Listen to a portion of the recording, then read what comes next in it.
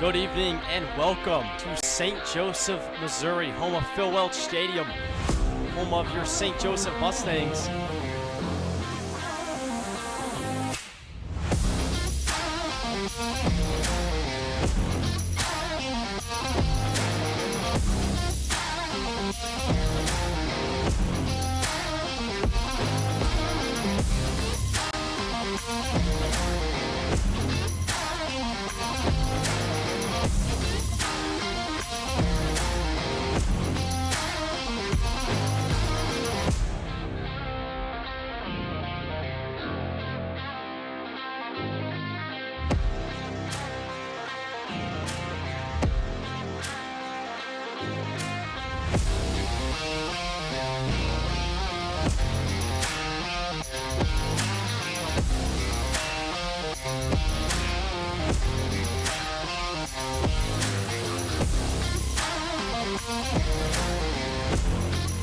The Mustangs are your 2024 MINK League champions!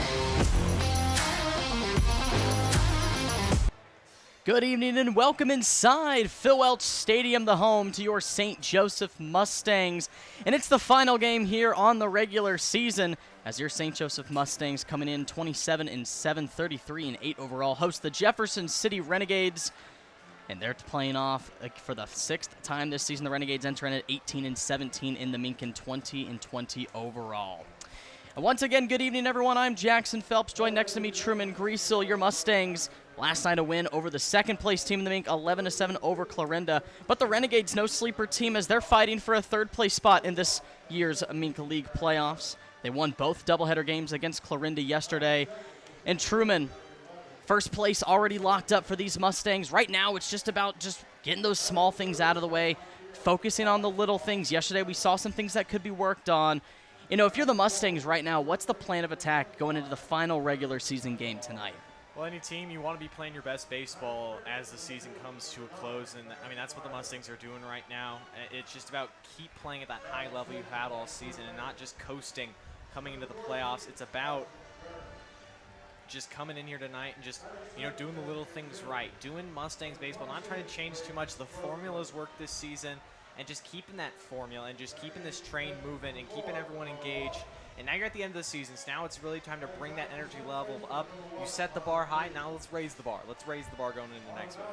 And that's exactly what we're going to expect. We're hoping for some fireworks, as there is fireworks. It is Missouri Western Night and Christmas in July here at Phil Welch Stadium. Final regular season game here on YouTube, as we're having our sights set for next week in the playoffs. But the Mustangs, one last game against Jefferson City.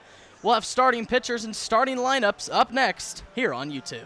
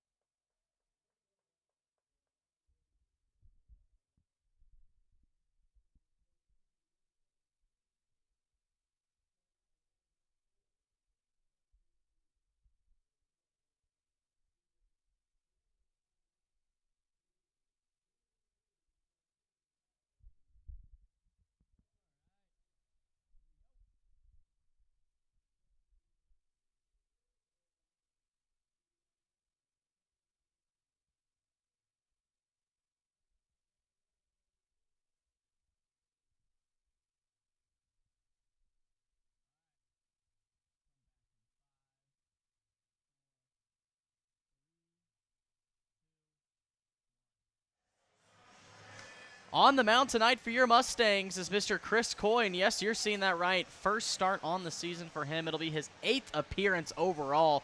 Does have that save on the year, only 7-1 innings pitched, a 2.45 ERA, K-walk ratio of 50%, 8 strikeouts and 4 walks. And Truman, here's a guy who's, we've talked about him on the shortstop position, one of the better hitters, one of the better fundamental guys on the team, but he also does it. We saw him in high school do it on the mound as well, and he's had himself a really good year on the mound being a position player predominantly.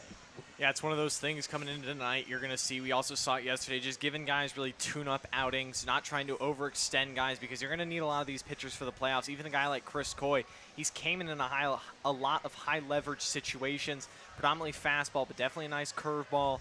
Now he gets a chance to start, give these Mustangs 3-4 innings, turn it over, give another guy who we'll see in the playoffs 1-2 innings. And it's really just about, getting guys, not letting them, get stagnant and get stale. That's exactly right here. It's just about getting the guys loose, getting them ready for next week, and getting a look at the Jefferson City lineup. Leading it off, it'll be Jack Dunn, Braden O'Neill, Austin Evans in that 2-3 spot, Drew Vanderhaar, Maddox Muir at the 4-5, Carson Durnan, Braden Grosclose at the 6 and 7, and ending it out in the bottom half, it'll be Nolan Laughlin and Connor Fleeg. And leading it off tonight, it'll be Jack Dunn out of Columbia College, making his 2nd appearance against the Mustangs this season. First pitch from Coy. Just off the zone for ball 1. Dunn's only appearance back on July the 13th. He was 0 for 3 with a walk and a run against the Mustangs. 2 straight balls from Coy. It's 2-0 early to Jack Dunn. It is something for Coy. The longest he's gone this season, only an inning and a third, so it's really just like how much can Coy give the Mustangs here tonight. Swing and a miss from Dunn on the off speed. That is one thing to take into account with guys like Coy with the position. They're not used to getting out there for long periods of time, especially in that starting role. 2-1 pitch to Dunn. Off speed once again misses. Quickly 3-1 on Dunn. Dunn's batting out that Mendoza line of 235 ABs. Just the 7 hits this year. And that is a 3-1 walk to Dunn. So first batter on early for the Renegades. If you're the Renegades, it's really something over these last couple weeks, striking the Mustangs early. They've shown the ability to come back, but it's when you can really punch them in the face first that they start to get thinking. But for Coy, it's just about settling in. Just settling in into this game. Batting second tonight, Braden O'Neill playing center field. Trying to respond after the leadoff walk. Swing and a miss. There's that nice off-speed slider from Coy. Has O'Neill missing. O'Neill also from Columbia College. Freshman out of Oxvassy, Missouri. Off-speed on 0-1. Quickly 0-2 on O'Neill.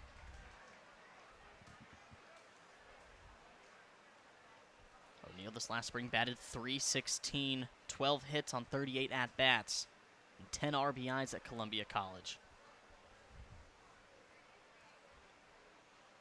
0-2 from Coy. He's going to go around, and that's going to be the first strikeout for Chris Coy, and a big first out for the Mustangs. Great pitch right there from Coy. Just tight spin on that breaking ball. He really comes over the top. Same arm slot fastball curve, and he just gets O'Neill to chase right there because that ball just drops off the side of the table. Great pitch, and that's a great response. After the walk, that's what you like to see. In the 3-hole tonight, it'll be Austin Evans out of Jefferson College, originally from Ashland, Missouri. He's going to chop it over to second base. It's Bodenhausen. He's just going to flip it over to Mosh. He's trying to go for 2. Not in time. Trying to get the double play to work, but they are going to get the lead at second base and a second out on the board for the Stangs. The only thing you'd like, and again, weak contact, what you see out of Coy, we've seen that a lot, even though he's only been going an inning at a time.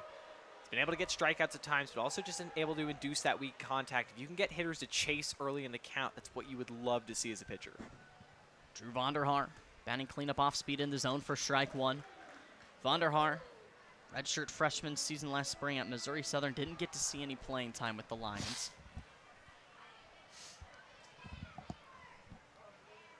A 1 pitch upstairs for ball 1, evens it out, a ball and a strike.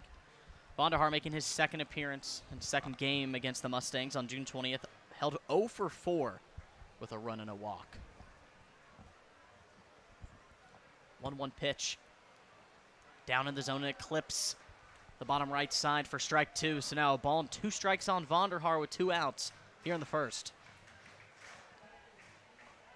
Vonderhaar so far this season batting .257. 1-2 pitch is going to be just fouled off the bat. And it does get into the ground, so it'll stay alive at 1 ball and 2 strikes on Vonderhaar. He almost got Vonderhaar to chase there. Same exact pitch he got O'Neill to chase, but Vonderhaar just able to get a piece of it. I'd go back to it if I was Coy. Vonderhaar not seeing the breaking ball early. Ball and 2 strikes.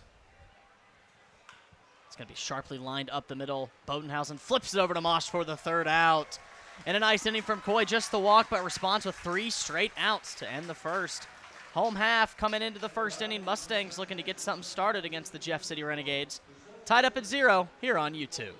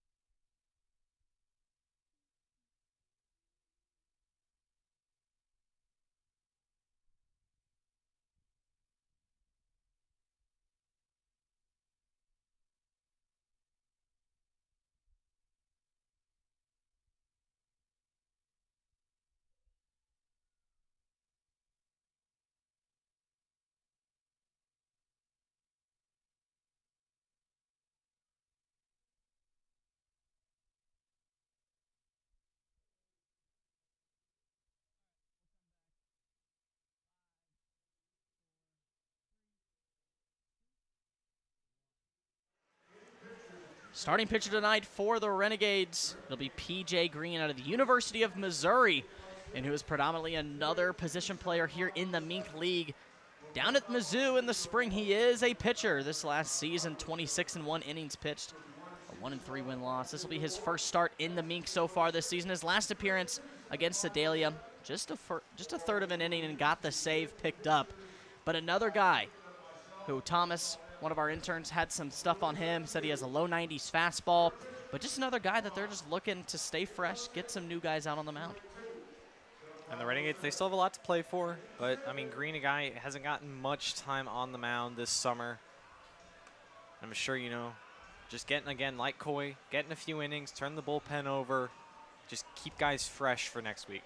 Get a look at the Mustangs lineup tonight. Leading it off on Mo West night is the Mo West man himself, Frank Gall. It'll be Jack Mosh and Darius Freeman at the 2-3. Braden Lucard, Easton Philippi, the 4 and 5. Justin George, Logan Miller at the 6 and 7. And then at the bottom half, it'll be Tyler Gundelfinger and Truman Bodenhausen back in. Looking to get a good look off of P.J. Green early on. Yesterday, a nice 11-7 win. Team played very well with those bats. Green, like I mentioned, SEC pitcher in the spring. He definitely has the experience going up against high competition, so the Mustangs definitely going to have to watch out for some of his stuff. It'll be Frank Gall to lead it off.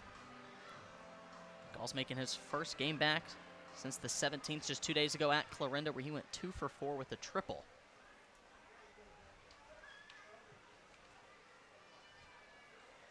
First pitch to Gall is going to run upstairs for ball 1. Gall since returning from his injury in the last 3 games, he's 5 for 12. Definitely seeing the ball well. 1-0 pitch to Gall. Swung on and fouled off the left field side, so a ball and a strike. Gall's one of those guys, I feel like, competing for that 3rd outfield spot. I feel like Braden Lucart, Trevor McCollum, and Darius Freeman have all locked down their positions in the lineups in the postseason. But Gall, a guy, well, I think now that he's healthy, he's really starting to hit the ball. Could be a sneaky guy that could get put in that starting 9 come next week. Taking ball downstairs and inside, so 2 balls and a strike. Gall, a tremendous season at Missouri Western in the MIAA, one of the best hitters in the MIAA conference. And it's translated so far this season, 2-1. He fouls it straight behind for strike 2. So 2 balls and 2 strikes to Gall.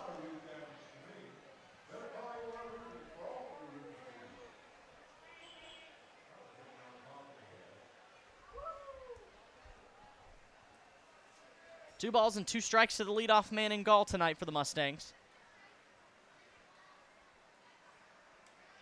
Up and out. Full count at 3-2 to Gall, looking to get the first base runner on for the Stangs. Green so far early, his misses have been up. He's got to finish over the top, really pull down, come through that, kind of like a string. Just pulling that left arm, right arm comes over. Again, pitching is like a machine. Everything's got to work in sync. Gall's going to line it over the glove of Fleeg and into center field, and Gall's going to take a big turn. He's headed over to second base. The throw is in time. The tag is in time, and Gall gunned down at second as he was getting greedy, wanting to get an extra base for the Stangs, but a good rip ends up with the first out here in the first. You know, and I like Gall being a little bit risky there. I mean, as a leadoff hitter, a lot of speed with Gall. That ball pretty much split center field and right field right in that gap. And I mean, that grass out here in Phil Welch, it'll sometimes kill the ball. So that one it did. Long run for both fielders. But it was just a great throw there made from O'Neill out in the center. And then a great tag from Dunn. He didn't try to wait for Gall to come to him. He went to him. And that's what you got to do. You got to go to him. Don't wait and risk the swim move. A beautiful put-out sequence put on from O'Neill and Dunn. That's the 13th hit on the season for Frank Gall. He'll be credited with a single. It'll bring up Jack Mosh batting the 2-hole tonight. Also making his first appearance since the 17th at Clarinda, where he was 3 for 4 in an outstanding hitting performance from him. Really got on base, did his job. Looking to do the same thing tonight. He's up in the count. Ball, no strikes. That one also misses up in the zone and outside, so quickly 2 balls and no strikes to Mosh. That's really what Mosh has done all season. He's gotten plenty of hits, definitely tops in the league, up top 10, top 5 in most hitting categories, but also the walks. He just finds ways to get on base. That's why his batting average is so high and why his on-base percentage is so high. He's just a mature hitter that knows how to hit. He's not just up there swinging. He really knows what pitchers are pitching, you know, thinking that, but also just thinking through his mechanics. And he is one of the best. Like you mentioned, the walks, leads the team with 32. He's up in the count 2-1. That also runs inside, so quickly 3 balls and a strike to Mosh, looking to add to another walk on his season and to try and get that base back for the Mustangs. 3-1. Green still trying to find his control to start his first half. 3-1. Mosh is swinging and missing. So now another full count, back-to-back full counts for Mustang hitters here with 1 out. Green's a heavy fastball guy, so you just got to be ready for fastball in any count. But if that pitch is up and in the zone, you got to be fast. Can't be tardy on a pitch up. Full count pitch to Mosh. He's going to run upstairs, and that's going to draw walk number 33 for Jack Mosh and gets that base back for the Mustangs. Batting 3-hole tonight, who just got named the first ever back-to-back Mustangs team MVP, Mr. Darius Freeman. And if there's a man who knows how to see the ball against the Renegades, it's this man. So far, 8 for 16 against the Renegades on his line so far this season. So he's seen the ball really well against Jeff City.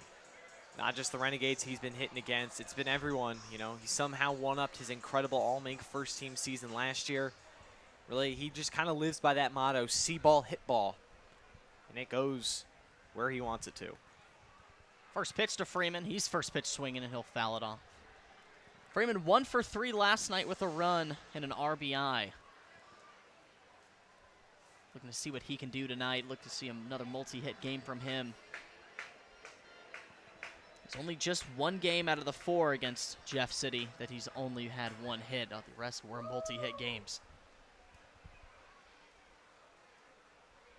Oh, 1 quick delivery from Green is down in the dirt, evens it out, a ball and a strike.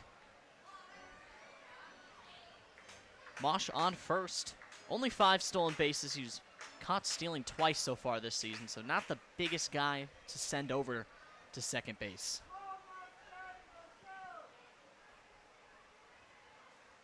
One pitch runs inside for ball 2.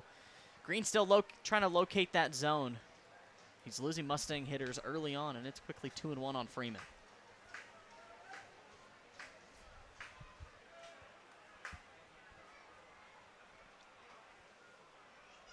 2-1. Freeman's going to chop it over to the first base side. That's going to go fair.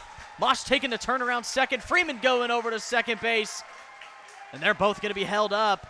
But a double for Freeman that just barely squibbed over the first base bag. Puts 2 runners in scoring position with 1 out for the Mustangs.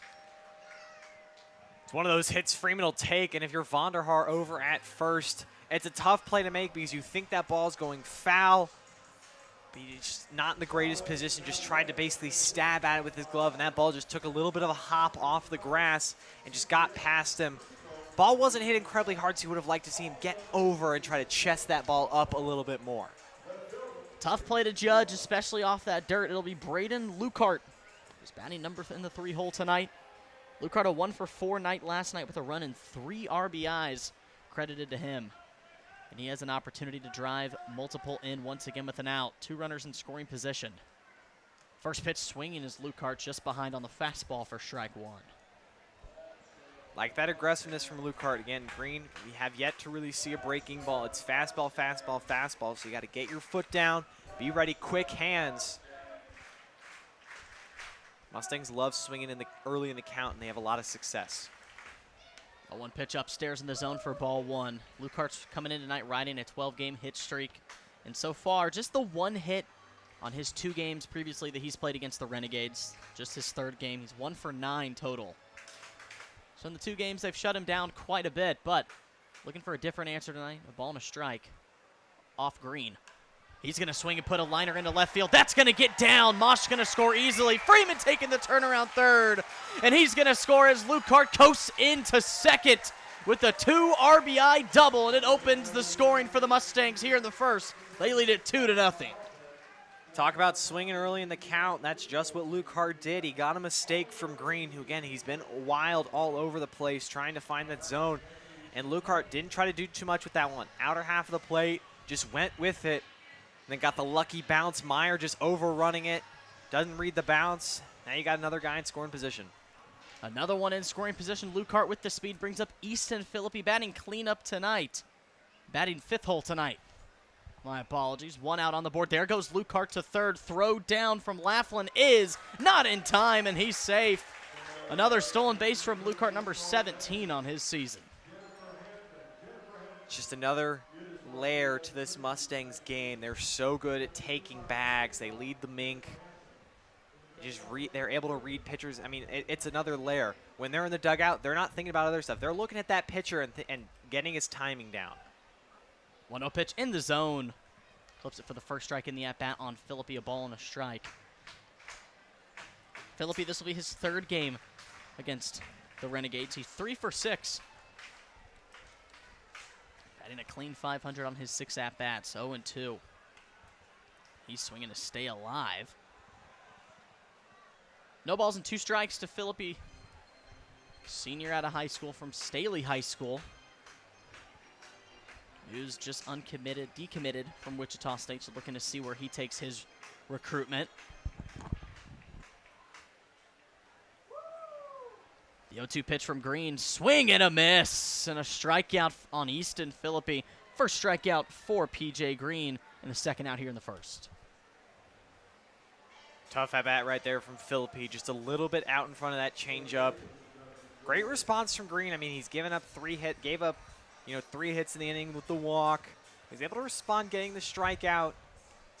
Taking him a while to get settled in, but hopefully now he'll really start to not just be a thrower, really be a pitcher up there on the mound. It'll be Justin George. 2 outs on the board. Lukart still on third. First pitch in the zone on the outside half for strike 1. George, the night off last night, but at Clorinda, batted 2 for 4 with an RBI. Another RBI chance if he can poke something into the outfield. A big gap up the middle. As both infielders playing at the grass depth with George's power.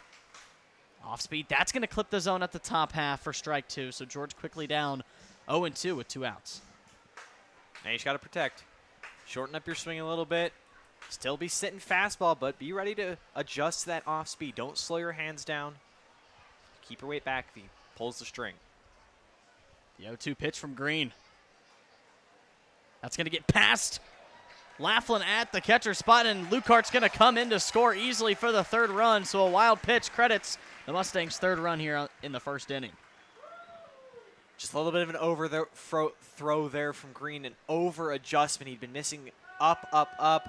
That time, basically the ball was stuck in his hand a little bit. I mean, he just spiked that about 48 feet into the ground, and that just shot past Laughlin. Not much he could do.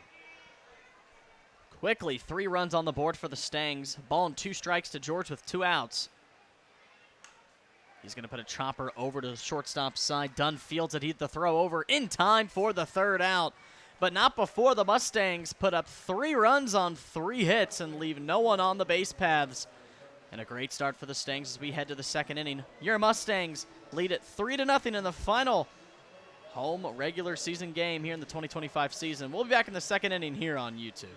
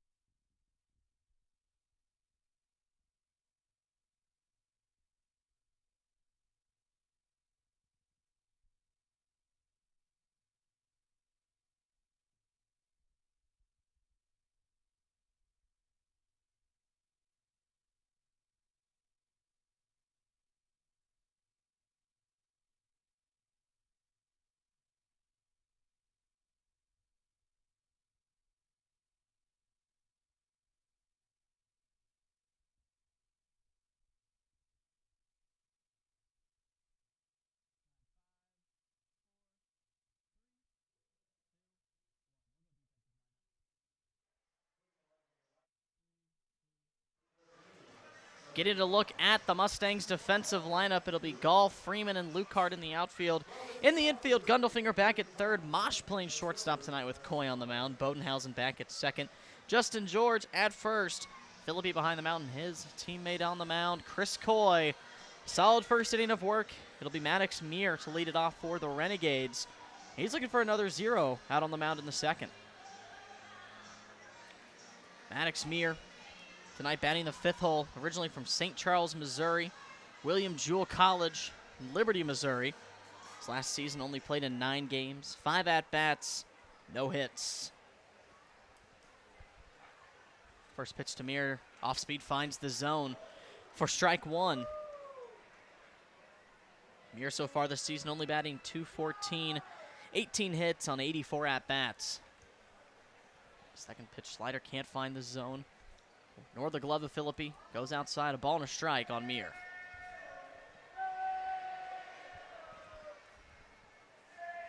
Meir, a business admin major at William Jewell. 1-1, he's swinging, puts a flared pop fly on the first base side. Looks like George has got a good glove on it, and he will for the 1st out. So a quick out number 1 off the bat of Meir. Coy looking strong so far, just through an inning in the 3rd, but he's really keeping these Renegade hitters off balance, and that's something we've seen a lot throughout this season. Coy able to mix up his pitches. I mean, that slider, I mean, I'd almost classify it as one of the new modern age sweepers, because it really has the break of a slider, but also has the drop of a curve kind of right in between. And the confidence he has to use it early in counts. I mean, he starts Meyer off with 2 of those sweeper sliders, and then he is to run the fastball, and Meyer's just out in front, having to react faster, and it's just a great pitch sequence. First pitch swinging is Carson Durnan. We'll look to see if Coy does mix up that tempo again on these hitters. Like you said, I'll agree with you, Truman. He's done a really good job. Looks very composed for a guy who has not many innings pitched so far. But a quick strike on Durnan. Another swing and a miss. 2 quick strikes on the 6-hole man in Durnan. High schooler to high schooler. Durnan, a class of 2025. He's committed to Wichita State University. The 0-2 pitch goes outside. Ball and 2 strikes. Baseball runs in the blood of Carson Durnan. I mean, the youngest of 3 brothers. All 3 brothers go D1. As there's that strikeout on Durnan. And that'll be Coy's 2nd strikeout here on the night. And a big 2nd out here in the 2nd inning. And it's 2 quick outs for Mr. Chris Coy. And again, right there, Durnan not seeing that sweeper. He swung basically to a knee all 3 times, and that's something as a high schooler adjusting to college. They always say good high school hitters adjust game to game. Good college hitters adjust at-bat to at-bat, and then once you get to that professional, good professional hitters are able to adjust pitch to pitch. Deep pop fly from Gross close into center field. In the sun, doesn't matter. And that'll be, looked like Logan Miller making the catch in center field for the 3rd out. And we're headed to the bottom home half of the 2nd inning. Still 3-0, your Mustangs lead it here on YouTube.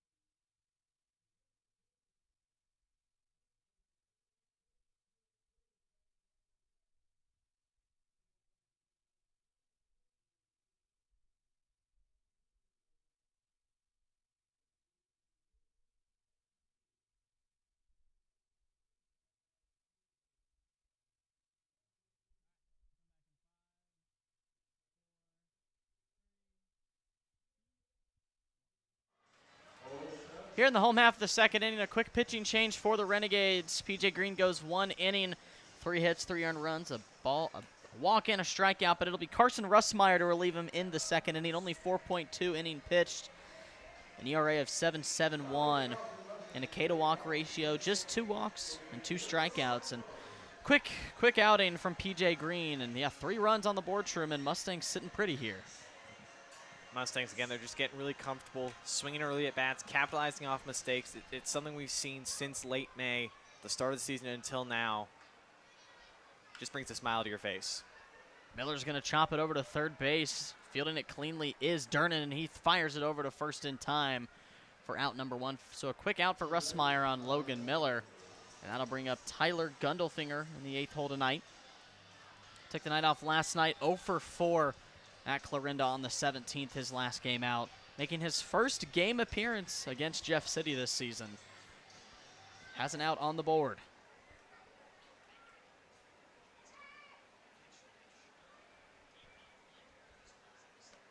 Upstairs for ball 1. Gundelfinger out of Shawnee, Kansas. Arkansas Tech. It was Hillsborough Community College. Now it's Arkansas Tech after his 2 years. Another swing, big swing and a miss. Gundelfinger has. A ball and a strike, and a quick out for Russmeyer. Russmeyer will really look to give these Renegades a lot of length tonight. You know, they kind of used an opener. Puts a deep pop fly into the shallow infield. Calling everyone off is going to be done, making the catch for the 2nd out. So 2 quick outs for Russmeyer out of the pen. Exactly what the Renegades ordered.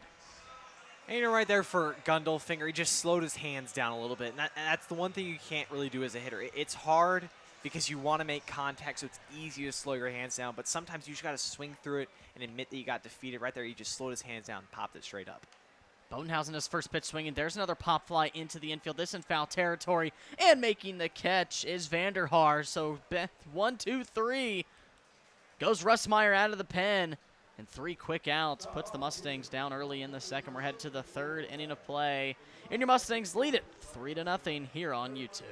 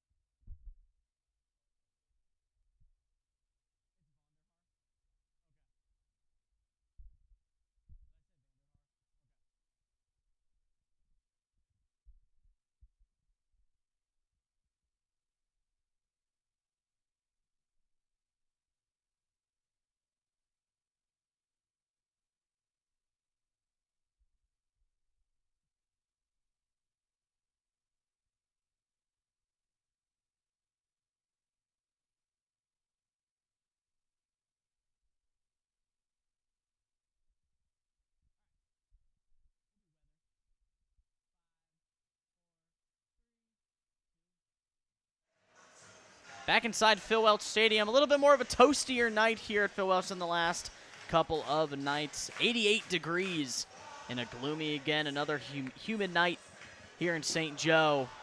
88 degrees, sun is out here at Phil Welch. And here in the top of the 3rd inning, Nolan Laughlin will lead it off, first at bat here in this game for him. Looking to get something going, still no hits for the Renegades. Coy strutting his stuff back on the mound. So that's going to catch the zone on the inside half for strike 1. Laughlin, first game against the Mustangs tonight this season. Second pitch goes off the glove of Philippi. Ball and a strike on Laughlin. Senior this year, class of 2025 out of Blair Oaks High School. He's committed to Lincoln University to join Jaden Little on this Mustangs team. 1-1 pitch goes upstairs, misses for ball 2, so now 2 balls and a strike on the catcher Laughlin. Laughlin batting .245 on 49 at-bats, 12 hits, and he's going to put a chopper over to Mosh at short. Gloves it, the throw over is in time to George for out number 1. Another quick out for Coy, and he's still looking good on that mound.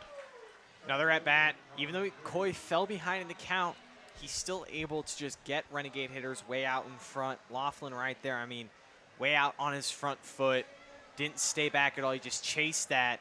And there's really no reason to chase. You're ahead in the count 2-1. Can't get fooled that bad by a pitcher. And, I mean, sometimes, again, you got to have the presence of mind. Yes, yes, no when you're swinging, when you're in that batter's box. You are in command in the batter's box. Don't let the pitcher command you. And right there, I mean, I think Coy got just the better of Laughlin. He definitely did. Got him out in front. For the first out, it'll be Connor Fleeg batting the 9-hole tonight for the Renegades. Hitless so far this season against the Mustangs. This will be his 3rd game. He shows bunt, and he puts one down, but it'll get just foul on the 3rd base line. Skundelfinger's playing some tricks with them. I mean, you never know. On this dirt here at Phil Welch, balls could bounce back. I mean, there is a little bit, it's not completely smooth going from dirt to grass, and that one was kind of in that runner's lane. It easily could have hit that grass and bounced back fair. It was almost a heads-up play there by Gundelfinger. A 1 pitch to Fleeg outside, and it definitely was. If that goes fair, definitely has the play to get that 2nd out. You love just the tendencies and everything that this defense brings by the Mustangs. They're so good with those techniques. So the 1-1 pitch is going to be fouled off the right field side. So quickly a ball and 2 strikes on Fleeg.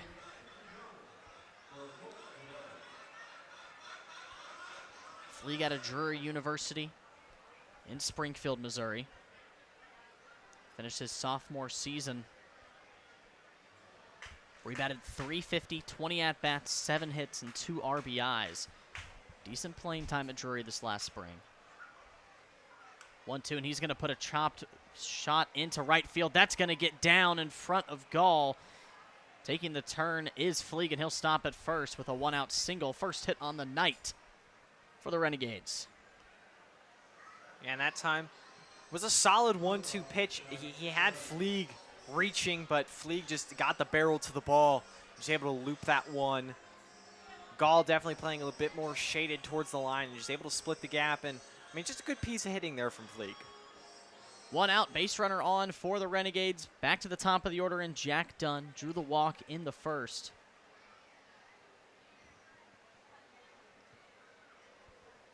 There's that split step from Coy, finds the up and in strike zone for strike one.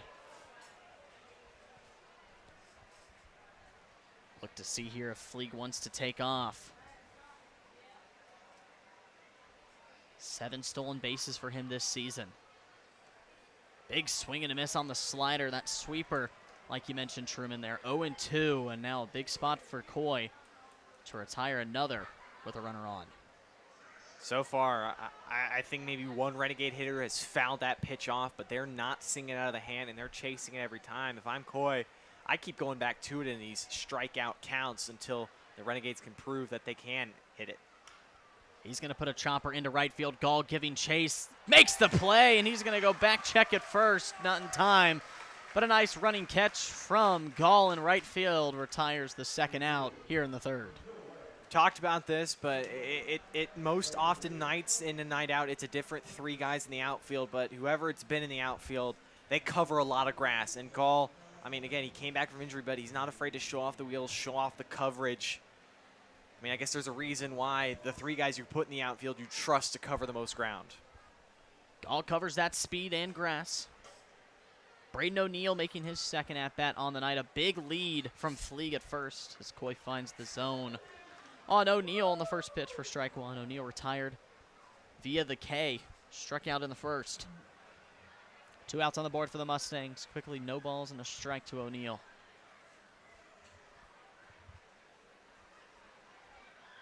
0-1 gets past the glove of Philippi, so that'll put Fleeg on second base via the wild pitch, and a runner in scoring position with 2 outs for the Renegades. Count is a ball and a strike. O'Neill's second game against the Mustangs was 0 for 3 back on July 13th with a run.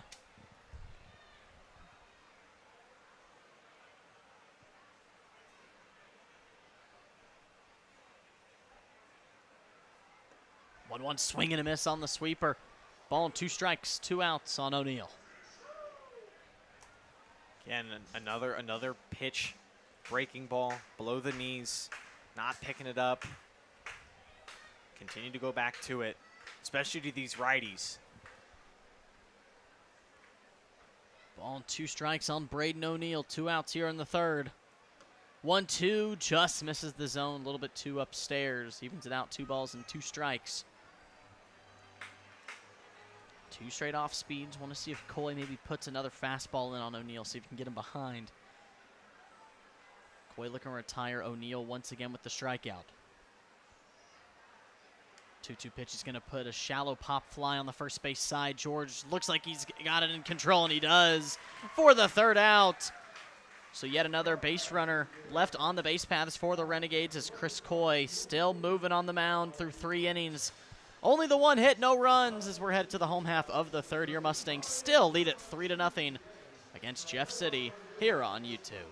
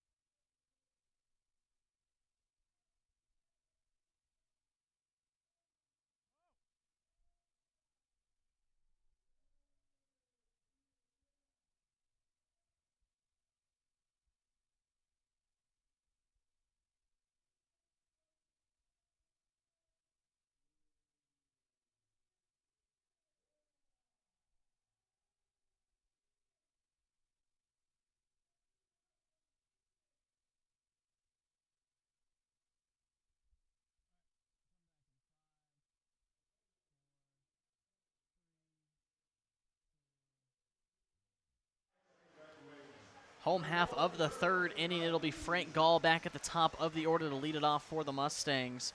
Gall, the single back in the first, was caught at second base trying to extend it an extra 90 feet. But he's looking to do the same exact thing. Put another one in the outfield to lead off the bottom half of the third. Russmeyer back on the mound for the Renegades. First pitch, outside strike.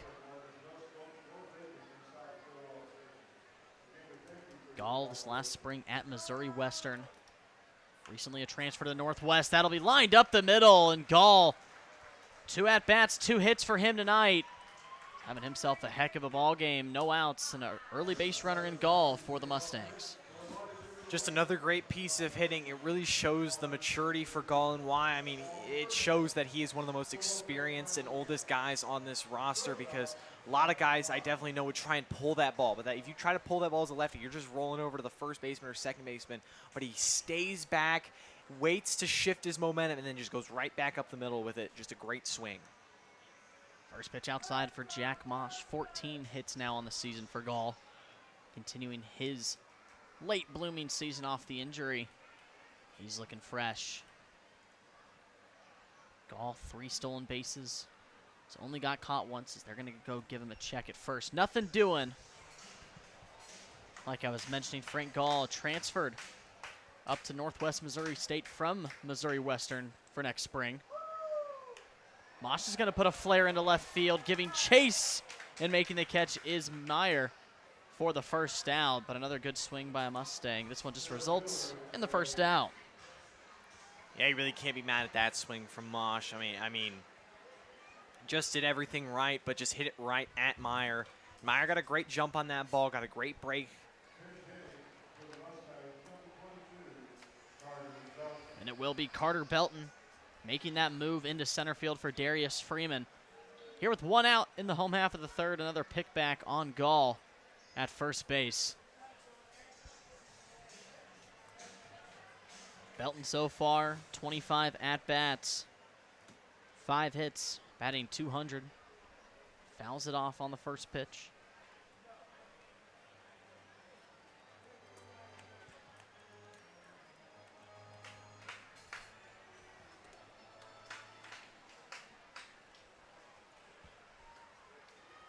One pitch is upstairs for ball 1, so evens it out a ball and a strike.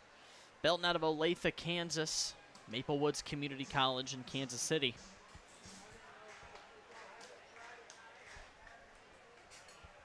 Gall's going to get a good jump. He's going off. Belton's going to put a swing into left field. That one's tracing, and that's going to get over the head of Meyer.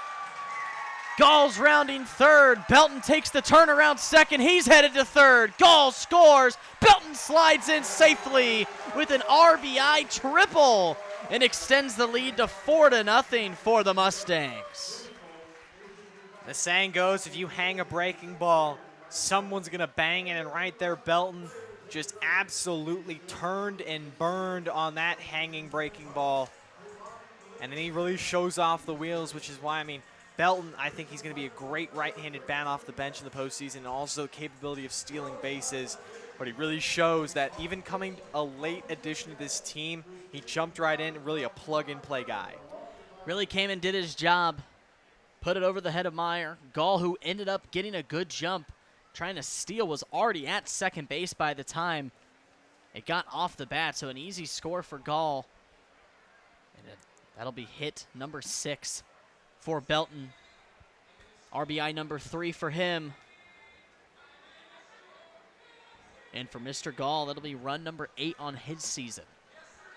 Pitching mound visit for the Renegades. After with an out, another runner just 90 feet away. 4-0.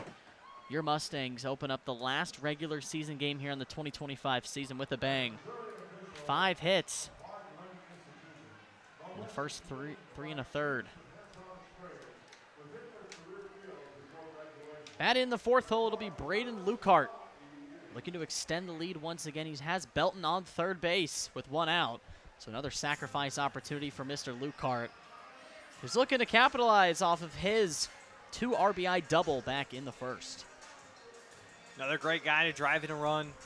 That's why he's really planted himself in this 3 spot whenever he's in the lineup. He can get on base, but his biggest, I think, pro is he can drive in runs. First pitch inside for ball one on Lucart. Lucart, a St. Joe kid out of Missouri Southern in Joplin, Missouri. The Lions. 1-0 pitch. That finds the zone on the inside half for strike one. Lucart, another one of the guys in the outfield this year for the Mustangs, who has that speed to cover ground on the defense as he puts a drive into right field. That one has a deep fly to the graphic sign. That is gone! Braden Lucart, a 2-run bomb, extends the lead 6-0 for the Mustangs. And Mr. Lucart, home run number 2 on his season. 6-0, your Mustangs lead it. Easy power right there from Lucart. I mean, sometimes you want to swing hard, but other times you don't necessarily have to swing hard, and you just absolutely hit the sweet spot of the bat. I'm sure he felt nothing right there, and he just crushed that one. I feel like he's been robbed earlier this season, balls that just landed for doubles, but right there, he just ran into one. And, well, for Rustmeyer, he tried to sneak a piece of cheese by a hungry rat. Sure did. Lucart gets a hold of one. We're going to have a pitching change here for the Renegades with 1 out. But your Mustangs off the 2-run home run from Braden Lucart lead it 6-0. As we'll be right back here on YouTube.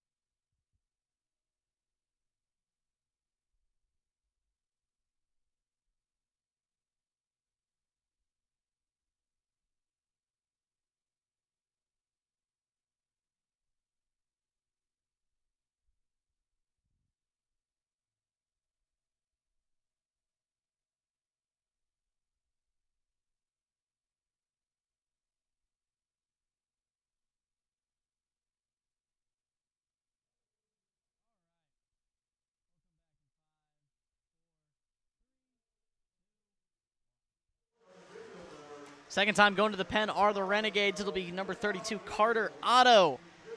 This will be appearance number 12 for him. 18 2/3 innings pitched. An ERA 3.38, so a good guy to get out of the pen. K-walk ratio 20 strikeouts to 7 walks. So here's a guy to get those outs that are much needed off of a 2-run bomb from Braden Lucart. And Otto, he really gives the Renegades and the Mustangs a different look. Side armor, I like to think, watching him more of, it's Darren O'Day. I mean, it's lower than Jace Johnson. He really gets, not as low as like a Taylor Rogers, but he definitely gets low, and especially to these lefties, Philippi, gonna have to be ready. If he comes inside, you gotta get the barrel out in front early. It'll be Easton Philippi to greet him out of the pen. First pitch swinging, and a fouled right back. Philippi trying to respond off of the bomb from Lucart. 3 already home for the Mustangs. The Mustangs who have opened it up early on. When the Mustangs score first, they are 19-3 this season. So definitely know how to get the job done when they get on the board first. Looking for win number 20 in that remark. It's a ball and a strike to Philippi with an out. 1-1 goes outside, so now 2 balls and a strike to the Kansas City kid, Easton Philippi. And Otto, kind of a middle relief guy, hasn't gone more than 2 innings really this season. Only once. He's really just trying to get in there, eat some innings. I mean, you're not even 3 full innings in the start of your 3rd arm. You're going to need a chunk of innings out of somebody. 2 balls and 2 strikes as you got Philippi swinging and missing. 2-2 pitch. Philippi fouls it off, keeping himself dancing in the box. And to add on to that, I mean, right now, giving up 6 runs, just haven't even got through that 3rd inning. You definitely are going to want a guy to extend the life. I mean, you're still fighting for a 3rd place spot in the playoffs. You're looking to play next week. You definitely don't want to wear out everyone in that pen in that remark. 2-2. He's going to put a flare down the left field line. That's going to get foul. So another foul ball off the bat of Philippi. Another guy who's really composed, who's really calm at the plate. He's just out of high school, but he does swing the bat like a veteran in this game. Utility guy, plays outfield, catcher tonight. 2-2 pitch, that just misses the outside zone. Count goes full at 3-2. Otto thought he had him there on 2-2. And now Philippi's worked it back to a full count. 3-2 pitch from Otto. It's going to be a weak hit into left field, giving chase. And not making the catch, it falls out of the glove, is Meyer.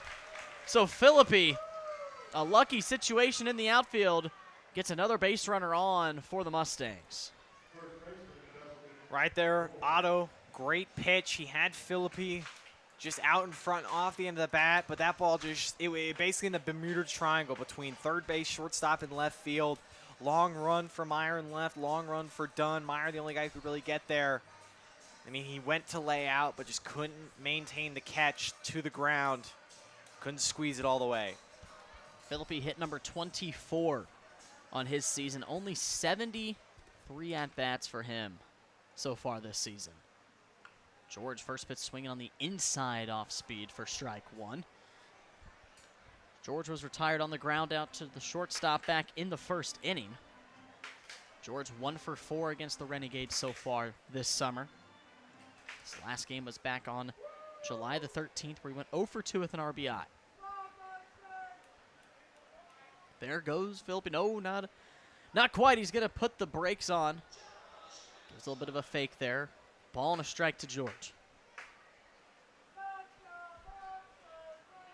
Philippi does have 10 stolen bases on the season. Has only got Cotton once. 1-1 up. Slider goes outside. So now George ahead. 2 balls and a strike with an out. Another good hitter's count. Wait for something over the plate. Don't chase that slider.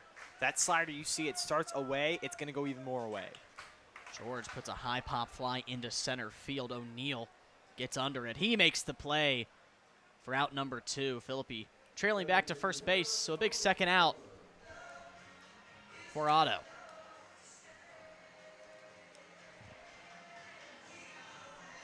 It'll be Logan Miller making his second appearance at the plate tonight. Grounded out to third base to lead off the second inning. Looking to get Philippi around the base path. Let's get another run on the board for the Stangs here with 2 outs. Just going to go back over to Philippi at first. Miller so far this season, he's 5 for 18 against the Renegades back on July 13th, 0 for 4, but had his best day back on June 23rd, 2 for 4, 2 runs and an RBI. Slider finds the zone on the outside half for strike one. Miller's got a big hole between that first base, second base side. There goes Philippi, outside pitch, throw down is not in time, just missing the tag is Fleeg. A good throw down from Laughlin. Stolen base number 11 for Philippi, puts a runner in scoring position back again for the Mustangs. It was a good jump from Philippi. Had enough speed, a great first step. He didn't do a little step, he just turned and went, turned and goed. Able to get his hand in. Laughlin had to reach across his body. If that pitch was a little bit more to where his spot was set up, probably gets him. Miller's fouling off the off speed. Now a ball and 2 strikes on the St. Joe kid out of Minnesota, Mankato.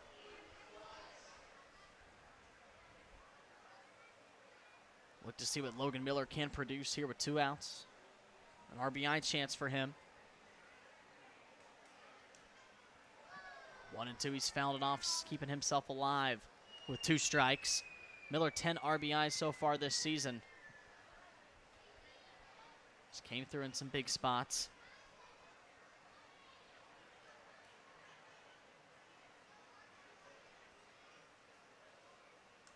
One, two, that one goes back upstairs towards that zone as Miller fouls it off once again on 1-2.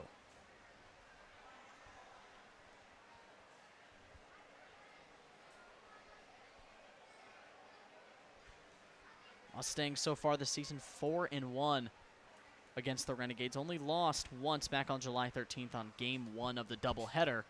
There's Miller once again fouling it off, and a good battle between him and Otto continues here with 2 outs. It's a great 2-strike approach from Miller. Pitches have been outside the zone, but too close to take if you're Miller. Fighting him off, looking to see if Otto will make a mistake. And if you're Otto, you got a ball to work with. Try something to set up. There goes Philippi. There's a line shot into right field off the bat of Miller. And Philippi never stopping, rounds third, and he's going to coast in to score run number 7. And an RBI single from Logan Miller extends the Mustangs' lead here in the 3rd. Miller, another just great sense of hitting. Doesn't try to pull that outside pitch, just goes with it quick to the ball. Let that ball get deep, and then he just rips it to right. Just a great piece of hitting from Logan Miller. And, I mean, the Mustangs, no matter who they send out, 1 through 9, night in and night out, just seems like any one of those guys can hit. 7-0. Blown open the gates early here in the 3rd, and Miller did find that first base, second base side where that hole was wide open. It'll be Tyler Gundelfinger. Inside pitch misses for ball 1. 2 outs. Mustangs aren't done just yet. They got Miller on second base, who's got some speed. The hit and run paid off, with Philippi taking off for 3rd as Miller took advantage of that. Mustangs so far this season have outscored their opponents 345 to 172. Complete domination as the first place clinched Mustangs going into the playoffs. A plus 173 differential for them. So it'll be Gundelfinger works up a 2-0 count on Otto. So his job is to just retire those next 2 outs. He's looking to get that 3rd. Gundelfinger watches ball 3, so 3 straight balls to Gundelfinger, and he's worked ahead. 3 balls, no strikes.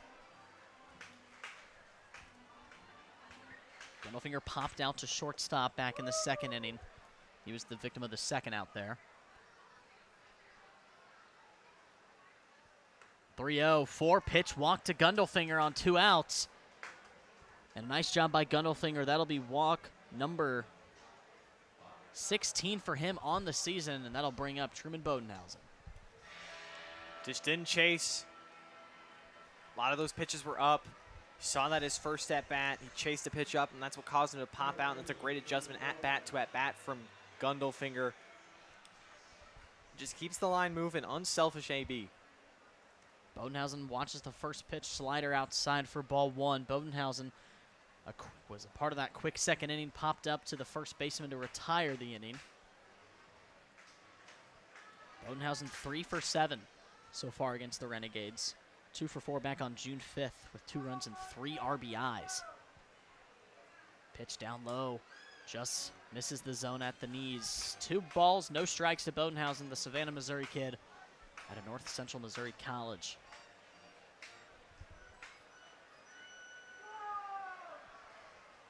2-0 pitch from Otto. Finds the zone for strike 1. On Bodenhausen, who tonight playing second base, usually that outfield spot. But he's back at second base tonight. They like to play him in that utility position.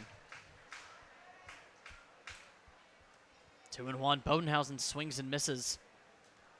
So now finds himself in a 2-strike count. 2 balls and 2 strikes here with 2 outs.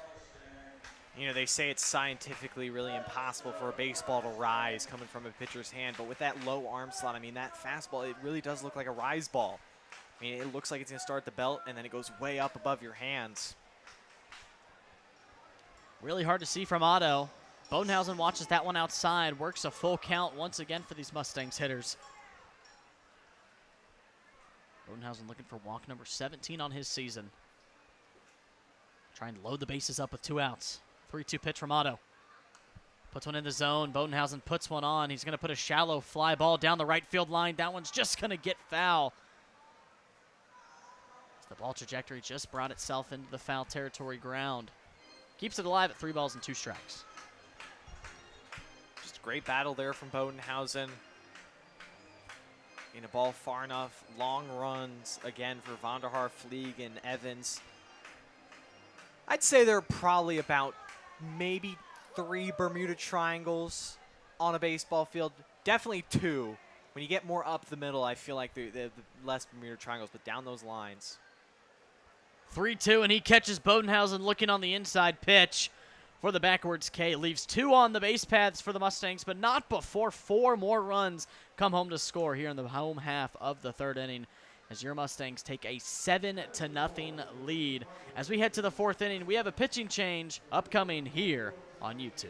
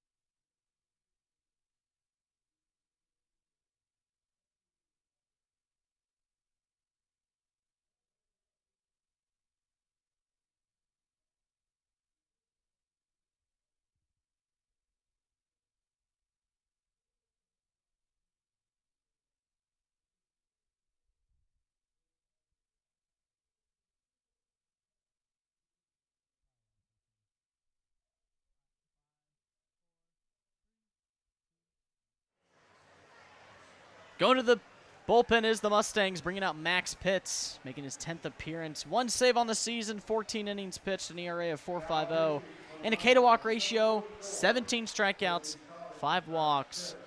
Brother of Sam Pitts, we get to see Max tonight. Here's another guy, the bullpen, dominant as ever so far this season, Truman. Here's a guy who continues to bring on that legacy. Yeah, and really just one bad outing. Why that ERA has been inflated. These last couple weeks, he's been very good. Fastball, a lot of life to it. It's really one of these guys in this Mustangs bullpen. I mean, he's a part of the group that I like to say that it's the walks that lead to the big hit. I mean, just a 208 opponent batting average, getting a lot of weak contact. He can get strikeouts. But it's when he starts to give those free passes that he starts to get in some trouble.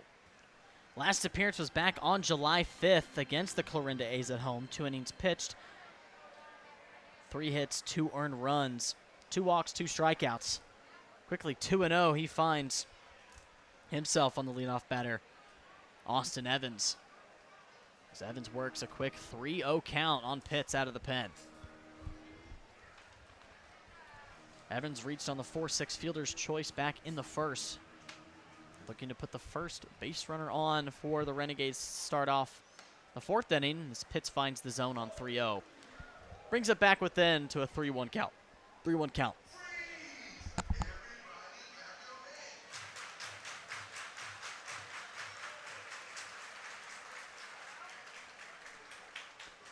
Pitch upstairs, and working the 5-pitch walk is Austin Evans, and the leadoff base runner on for the Renegades.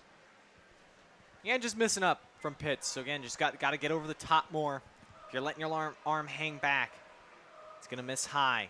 Got to finish over the top. Even on a fastball, you think, oh, don't want to finish, just let that ball have a lot of life. You can still get life. You just got to get over the top, really grip it and rip it. Batting second tonight here in the fourth, it'll be Drew Vonderhaar. First pitch finds the zone for strike one for Pitts. Good getting that first pitch strike out of the way. Looking to attack Vonderhaar early on in this at-bat with no outs. Has Evans on first. Vonderhaar swings and fouls it off the first base side. So quickly, no balls and 2 strikes. On tonight's first baseman for the Renegades.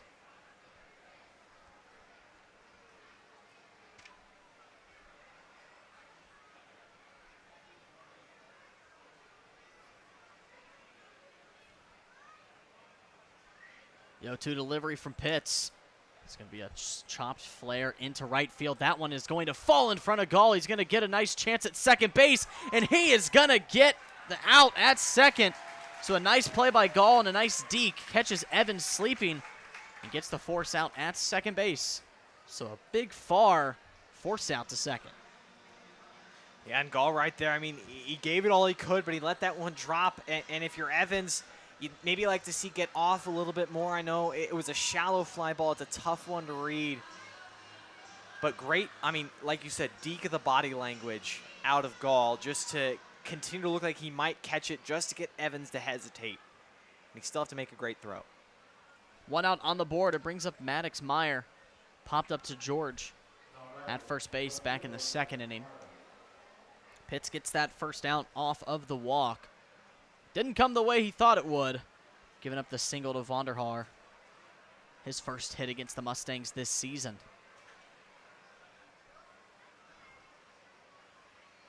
1-0 pitch. Just misses the zone on the inside half, just upstairs. So another hitter's count early on for the Renegades. 2 balls and no strikes.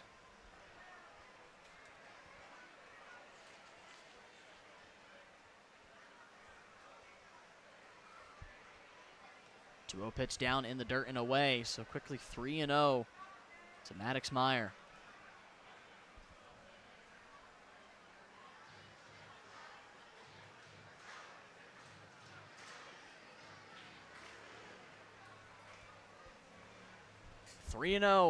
To Meyer, trying to avoid putting one in scoring position. That one goes outside, so a 4-pitch walk. And the second walk issued by Pitts out of the bullpen, so an RBI chance coming up for Carson Durnan.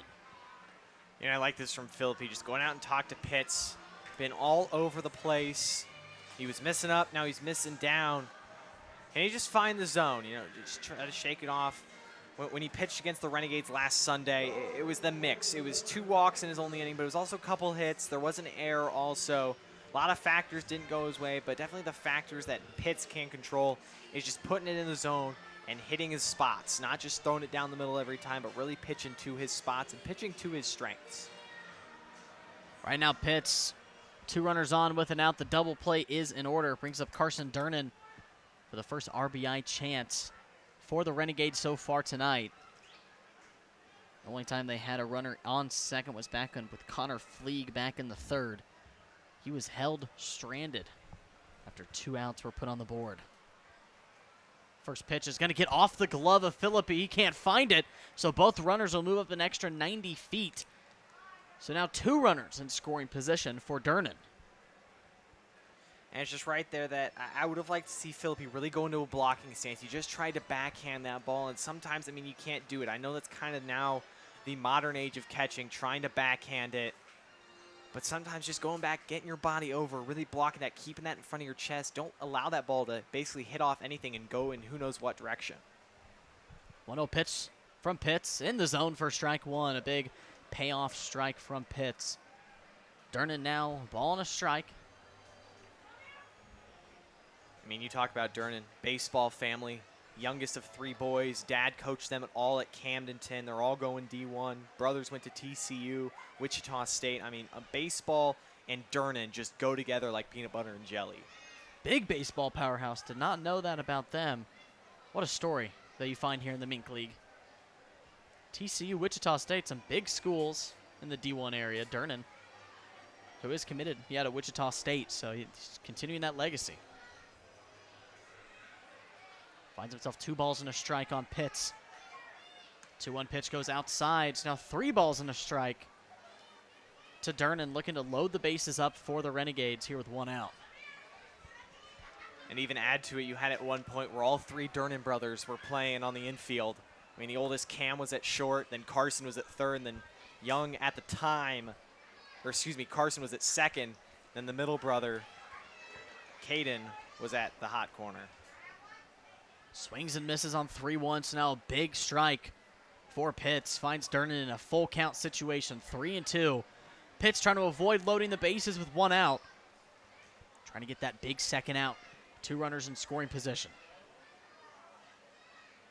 3-2 pitch, swing and a miss. Gets Durnan down on strikes, and a big second out via the strikeout for Max Pitts.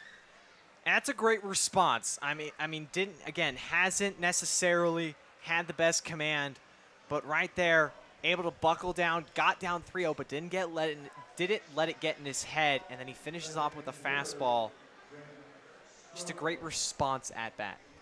Sure was. Got that second out, a big one for the Stangs, trying to keep that donut on the board. It'll bring up Braden Grossclose, who popped out to center field to Belton. First pitch down low in the dirt for ball 1. 2 outs on the board for Pitts now. Can breathe a little bit on the mound. But definitely don't want to give anything close to Grossclose, making his first batting appearance against the Mustangs this season.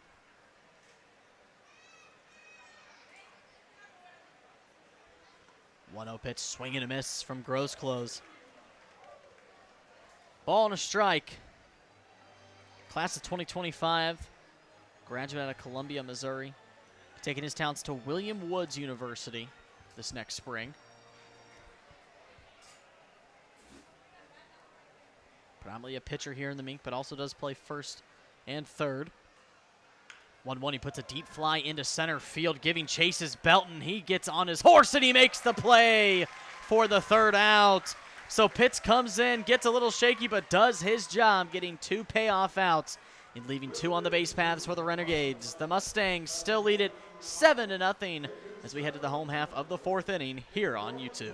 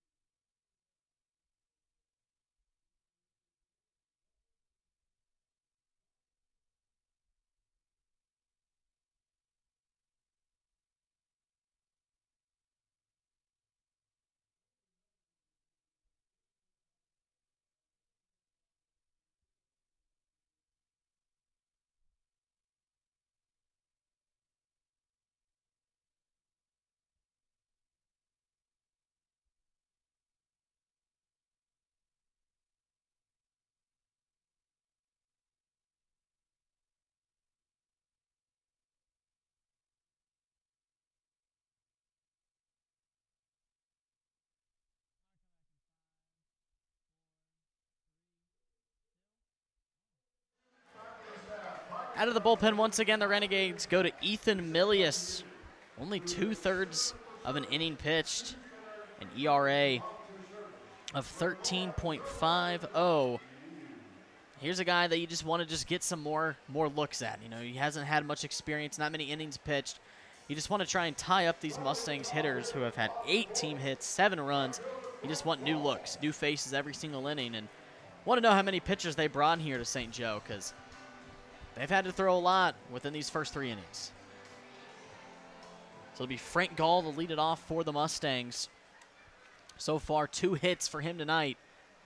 Singled back in the 3rd. Came around to score. First pitch goes out and away for ball 1. The only time Milius came in to pitch was back on June 19th at Chillicothe. We gave up 1 hit, 1 run. 3 walks on 1 strikeout just in that 1 inning frame. Skull fouls it off. Ball and a strike to the incoming Northwest Missouri State Bearcat.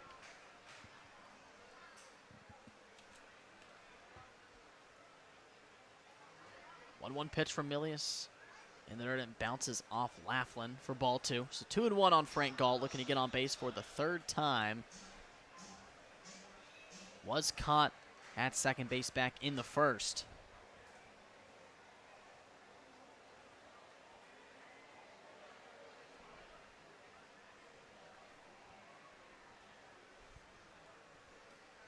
One delivery to Gall. He's going to put a deep drive into right field. He knows it off the bat. That one is gone! Off the bat of Frank Gall. 2nd home run on the night. And a solo shot to open up the home half of the 4th inning. And that one's off Frank Gall. That one's home run number 1 for him on the season. And home run number 2 for the Mustangs. Crushed. About the word I would use. He knew it off the bat. I mean, absolutely smoked. Milius, you can't throw that pitch to Gall. Gall's such a veteran hitter. Again, dealt with an injury, but he's responded from the adversity. And what a swing, what a night. Ball is flying out of the yard. Frank Gall, off the injury, gets the first home run on his season. Had 6 of them this last spring at Missouri Western. So the man knows how to put it over the wall. Just had to find that pitch all season long, and he did. It'll bring up Jack Mosh. Finds himself down 0-1. 8-0, your Mustangs lead it early on here. To the first batter in the 4th inning. Mosh fouls it off once again, finds himself down 0-2. Right there for Milius. That's not the result you wanted. First batter, Gall did a good job just attacking it. Found the exact pitch he wanted. And just, like you said, Truman, crushed, it's the best way to put it. Knew it off the bat, slow walk and all. The 0-2 pitch to Mosh. He's going to line one back into center field. So back-to-back hits for the Mustangs here in the 4th inning. This will be Mosh's first hit on the night. Mosh, such a good hitter, even though he gets jammed right there. The strength that he has to just muscle that one up the middle. It was a good pitch from Milius. Got Mosh to chase in the inner half, but Mosh kept those hands inside. Just a great piece of hitting. Brings up Carter Belton. Had the RBI triple back in the 3rd. That one gets in the dirt. That'll get past Laughlin at the catcher spot. Mosh is going to take a big turnaround second, but an extra 90 feet for Mosh. Puts another in scoring position for the Stangs. Mustangs have reached their yearly average. They're at 8.41 after last night's victory for average runs per game. They're at 8. They've reached it once again. The team continues to know how to dominate night in and night out here in the MINK.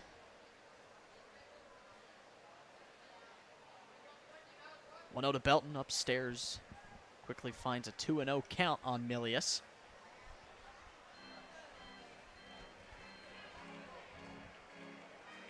Belton came in for Darius Freeman. Freeman only 1 at-bat tonight. Had the double in the 1st inning. Came around to score. But now it's Belton's turn. Strike 1 from Milius. So now 2-1 on Belton. Belton's first at-bat. Put one down the left field right over the head of Meyer and was cruising all the way to third base. 2-1. That also gets in the dirt, but Laughlin does put it in front of him, so that'll keep Mosh on second base. But 3 balls and a strike now to Belton. Still a great hitter's count for Belton. He ripped a triple his last time up. Got to be careful if you're Milius. It's that next step that high school pitchers, when they get to the college level, you want to be a good college pitcher. You got to learn to be able to hit your spots. Can't just expect to blow gas by everyone. I mean, you can't do that at the college level, but you really got to start becoming a pitcher, becoming almost like an artist on the mound by painting the corners, hitting your spots, locations, locations, locations. Right there, he does miss. So a 5-pitch walk issued to Carter Belton. No outs, 2 runners on for the Mustangs. Brings up the man, Braden Lukart, who put one over the wall as well. 2-run bomb back in the third. And this is just not a guy you want back at the plate with 2 runners back in scoring position. 2 runners back on, 1 in scoring position. Lukart, who was 1 for 4 last night. Already a multi-hit game, and he's going to get beamed on his first pitch. So now the base is loaded with no outs. But Lukart gets beamed on the lower leg. That'll put him on first. Milius really starting to feel the pressure now. I mean, it's a good mound visit from Laughlin, but just it's hard to really talk about. I mean, coming out of the bullpen, really kind of getting exposed early, haven't gotten any outs. Now the free passes are starting to bite you. You're getting a little scared of the zone. You gotta not be afraid to, when you are getting hit around, to go back to the zone. You don't think that when you start to get hit around that hitters are all of a sudden going to start to chase. It's just that you got to tweak your locations, move it a couple inches to the left, to the right, avoid down the middle. Right now, I mean, he just needs to find 1 out. Start with 1 out, but I mean, it's going to be hard. No outs on the board for Easton Philippi. Bases loaded for the Mustangs, controlling an 8-0 lead. We're just in the 4th inning. First pitch misses outside for ball 1. Movement again once in the Jeff City bullpen. Who knows how many more chances they're going to give Milius with the bases loaded, just looking to get that out. It's all about baby steps for him. 1-0 pitch to Philippi, down low. Will find the zone for strike 1, so 1-1.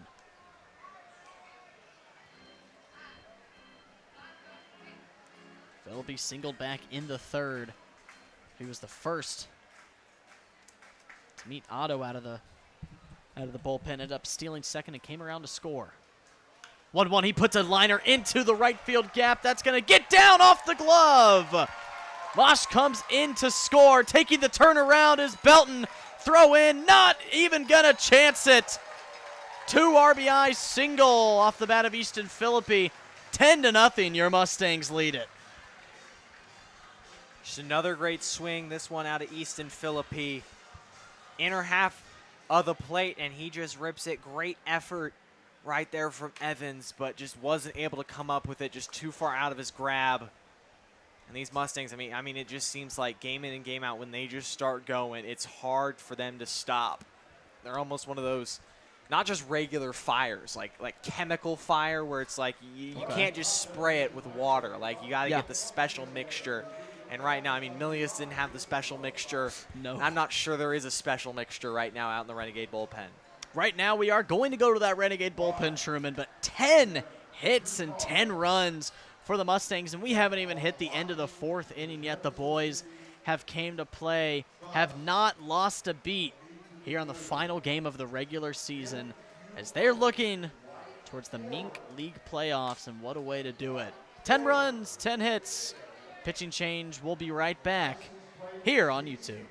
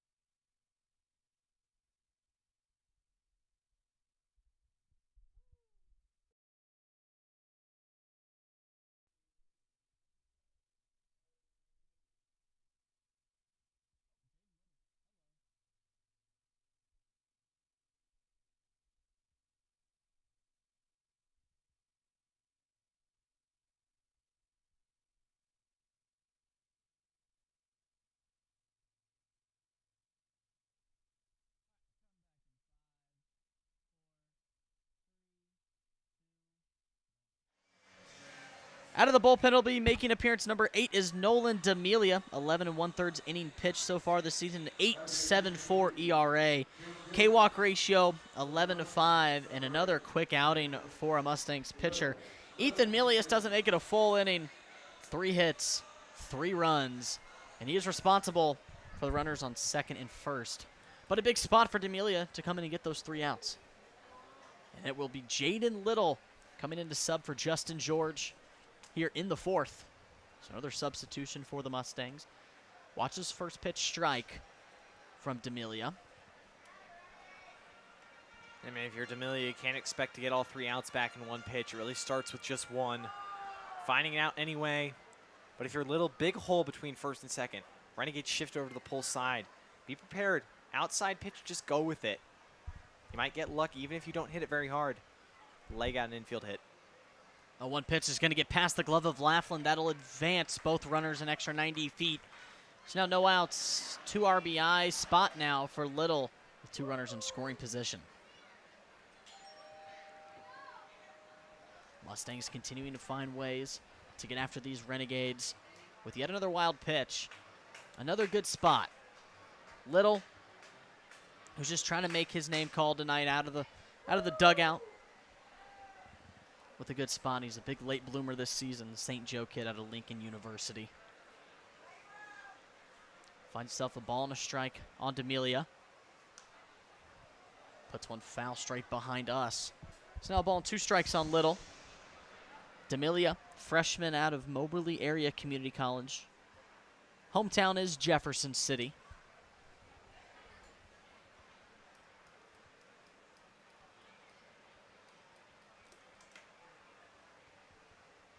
One and 2 on Little. Does a good job just fighting it off the inside half, putting one foul, keeping himself alive at the dish. That's what you like to see. Little coming off the bench with cold bat, but he's not afraid to be swinging early in the count. He's trying to get his money's worth and seize the opportunity. Big swing and a miss, and he strikes out so far for the 20th time this season. Just a late swing, didn't know what to do. First out off D'Amelia. Yeah, just one of those slow curves from D'Amelia. First time he threw it to Little, and Little, I mean, he waited back on it. He definitely saw it, but just locked him up a little bit, and he was definitely angry at himself that he didn't mash that ball. They bring up Logan Miller. Miller, an RBI single back in the 3rd. That drove in Easton Philippi. Now has 2 runners in scoring position with an out. He's first pitch swinging. That is going to be lined into center field. Coming in to score is Lucart, taking the turn as Easton Philippi throw in, not in time, just off the glove of Laughlin. 2 RBI double for Logan Miller. That'll be RBI number 3 for him tonight, and the Mustangs open it up 12-0 here in the 4th. Ambushing right there. Mustangs have done it all night. Not afraid to be swinging first pitch. And just another example right there. D'Amelia out of the bullpen is what you like to do. These guys are trying to get strikes, you know, getting their number called earlier than they expected. They're trying to just find the zone, and if you can just ambush them early, it's what you want to do. Mustangs get after him early out of the bullpen and put 2 more runs on the board. 12-0 brings up Tyler Gundelfinger. 0 for 1 on his night, a pop-up to shortstop. Curveball finds the zone for strike 1. Drew the walk back into 3rd, but was held up at 3rd. He's trying to get Logan Miller home with 1 out.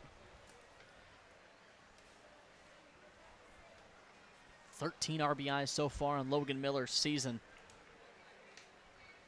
Hit number 27. A 1 pitch. Laughlin gets it on the outside part for ball 1. Ball and a strike on Gundelfinger. Gundelfinger batting .213 so far this season. Only 16 hits on 75 at-bats. 14 RBIs. Another big gap between the first and second base in the infield. 1-1 pitch. Gets jammed on the inside half. Puts a flare towards O'Neal in center field. He'll track it down for the 2nd out.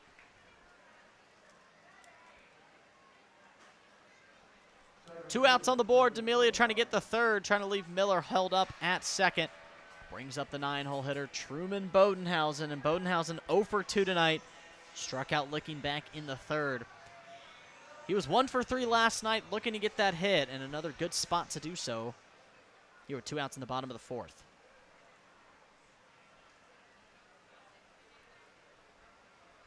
Miller, 11 stolen bases so far this season. Chopped over to the second base side. Can't glove it. Is Fleeg. Throw over. Not in time.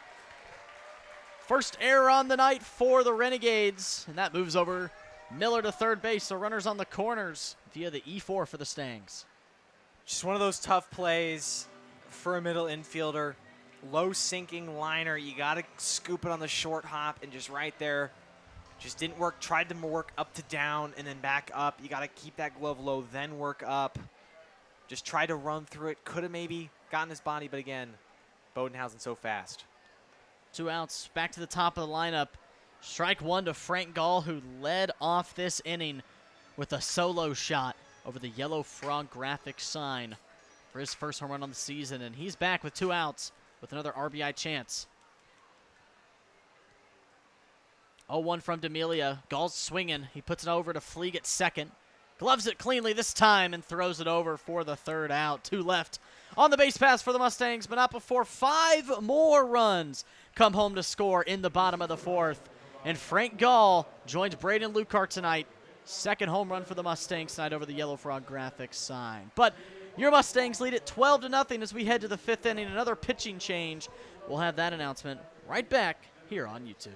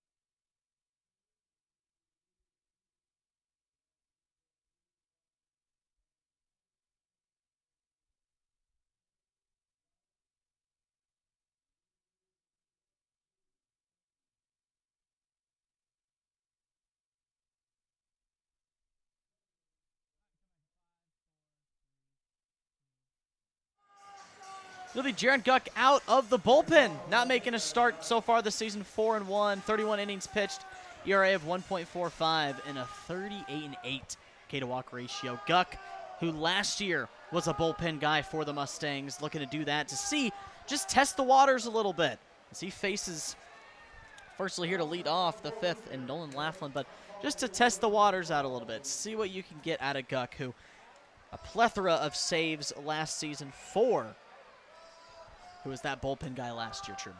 Well, I think it's also just a tune-up. He didn't pitch on the road trip. Last time he pitched was last weekend, and so it's just about getting him comfortable, not wanting to take a full week off. He's probably expected to start Game 1 of the MINK League Championship Series. If Granted, they win on Tuesday, but that's where he's expected to start. Get him a couple innings, get him just like that. And just like that is right, Nolan Laughlin down on strikes, and it's down looking. And Jaron Guck out of the bullpen finds strikeout number 1. Much of like what we've seen from Guck, been pretty incredible. Strikeout number 39 on his season. Makes it taco time here in St. Joe once again. Brings up the 9-hole man. Connor Fleeg singled back in the 3rd. The only man to find a hit for the Renegades so far tonight. First pitch from Guck. Finds the zone for strike 1 on Fleeg.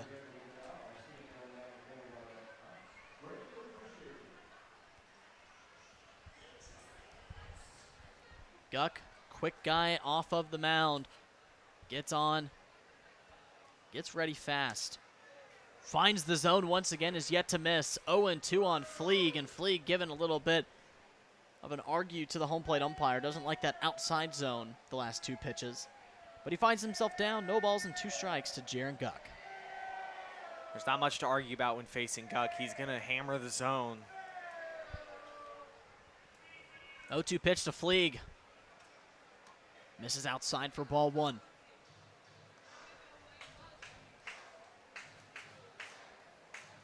Ball and 2 strikes. It's Connor Fleeg out of Drury University.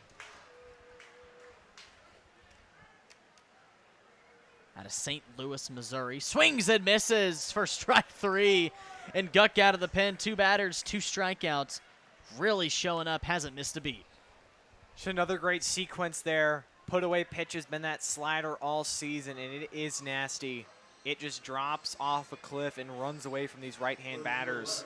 You have to have a sense of understanding that if that ball starts on the outer half of the plate, it's going to go even more outside. But out of the hand, it looks like fastball. I'd love to see the pitch tunnel fastball slider.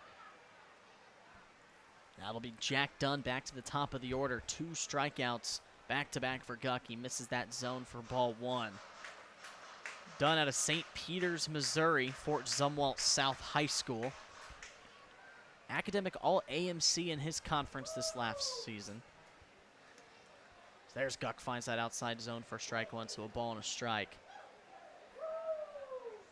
Dunn will be going into his senior season of college ball this upcoming spring. 1-1 pitch. Down in the dirt for ball 2. Find it so special here out in the summer. A guy like Guck, Andrew Clark. This will be it. After the summer, they are calling it quits from baseball, just trying to enjoy the last few moments they have with the guys and the game they grew up playing. So you get to that point in time, but what a better way to spend it than out at Phil Welch. That one misses upstairs for ball 3, so 3-1 now on Dunn. I mean, it's one of those realities you got to face. What does it look like after baseball? I mean, I know only a small percentage, you know, get drafted, get to play professionally, but for a lot of the guys, it's figuring out, what do I do now that what the thing I've done for who knows how long is over. Big pop fly to the third base side. Gundelfinger makes the catch, and Guck goes 1, 2, 3 out of the bullpen, looking sharp as ever, not missing a beat, and we're headed to the bottom of the 5th inning. Your Mustangs still lead at 12-0 here on YouTube.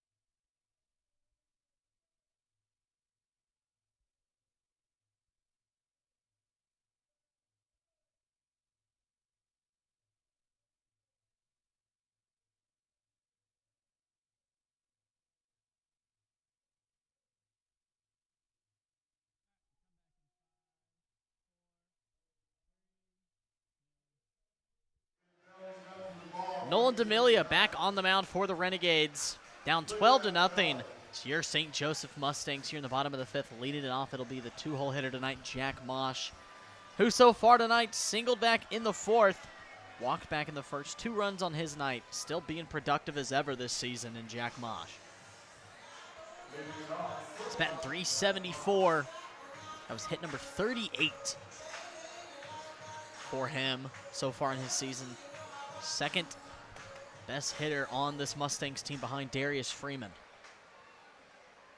D'Amelia trying to put the second 0 on the board against these Mustangs. Have not put a 0 on the board since that second inning. It was 1-2-3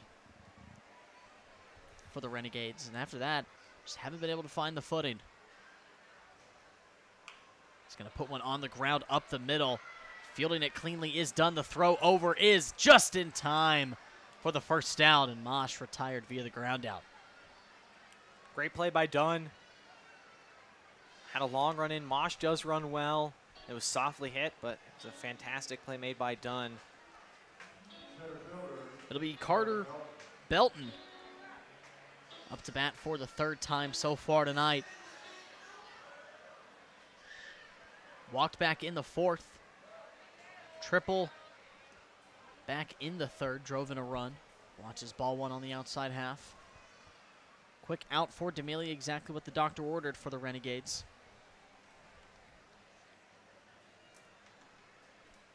Strike 1 down the middle. Have not been able to get that leadoff batter out the last 2 innings of work, so good improvement for the Renegades.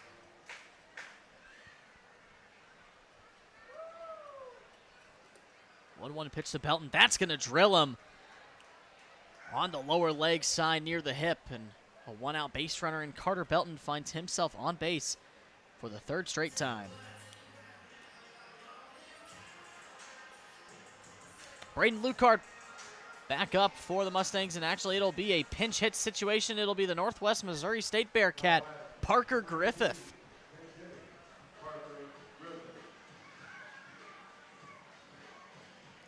Lucart, who was 2 for 2 with the hit by pitch in the 4th with a home run and a double. 3 RBIs for him as Griffith puts a big swing into center field, giving chase is O'Neal, and he'll make the catch in center field. So a loud out from Griffith out of the dugout for the 2nd out. You like that swing coming out of the dugout. Cold bat, but again, just staying aggressive, really picking up what his teammates have left on the ground. I mean, good swing, fortunately just right at O'Neal in center. Up next will be Easton Philippi, tonight's catcher, with 2 outs, just trying to get Belton over. Best that we've seen the Renegades pitch since that 2nd inning, and D'Amelia has done a good job getting those defensive outs for his team. Both of those were up that middle side. But Philippi in a 2-out spot with Belton on, trying to extend the lead once again. Philippi 2 hits on his night tonight. He's going to put a chopper over to the second base side. Fleeg fields it cleanly, gets it over to first in time for the 3rd out. So a quick inning from D'Amelia. Exactly what the Renegades asked for him. Mustangs, no one comes home to score. 1 runner left on base as we're headed to the 6th inning of play here on YouTube.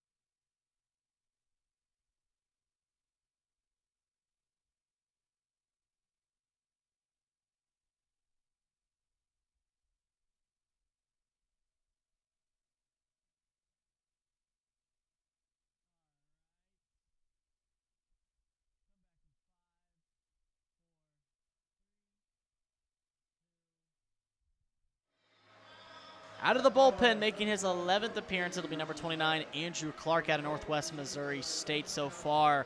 A 1-1 win-loss record, 1 save, 13 innings pitched, an ERA of 10.38. K-walk ratio 10-14. Looking to have a late season bounce back, Truman, as he enters tonight's game. Yeah, it really hasn't been the summer for Clark. It was kind of, he looked good his first couple of appearances when he picked up that 3-inning save early in the year. Then the walks started to bite him, and I mean, last time out, he got the start doubleheader game 2 against Nevada and really got hit around. And I think for Clark, his appearance again, it's a springboard into next week, into the playoffs, but just gaining that confidence and just getting outs. I feel like, you know, he hasn't been getting enough outs, quality outs early in the game. And that's just what he needs to do. Really get back to the basics, just pitcher and catcher. Right now, it'll be the leadoff man on the inning, Braden O'Neill. Last time Clark at home, back on July 10th against the Monarchs, went 1 inning, just the hit allowed with a strikeout. So looking to get back to those fundamentals like you mentioned, Truman. 0-1 on O'Neill. Has him fouling off the inside pitch. So quickly 0-2 on O'Neill. And that's the thing that Clark has been struggling with, just trying to find the command early on in those at-bats. Loved what I'm seeing here, finding those 2 straight strikes to the leadoff man.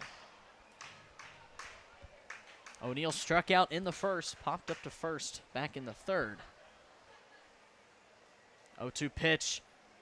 Just misses the outside zone for ball 1. So 1-2 on O'Neill. That's a good breaking ball there from Clark. Definitely a 12-6 curve, and we've seen the Renegades. They've chased a lot of curveballs, sliders outside the zone tonight. Not a bad pitch. See if he goes back to it, because he definitely had O'Neill wanting to swing. 1-2 delivery. O'Neill gets it, but he's just under it, and he puts a flare to Gall in right field. An easy out number 1 off the bat of O'Neill. That's what you like to see from Andrew Clark. I feel like a lot of his, especially appearances out of the bullpen, excluding that start, he hasn't gotten that first out, that leadoff out, and it's kind of spelled doom for the inning. But right there, I mean, just a great job getting the leadoff out, and that's what you like to see.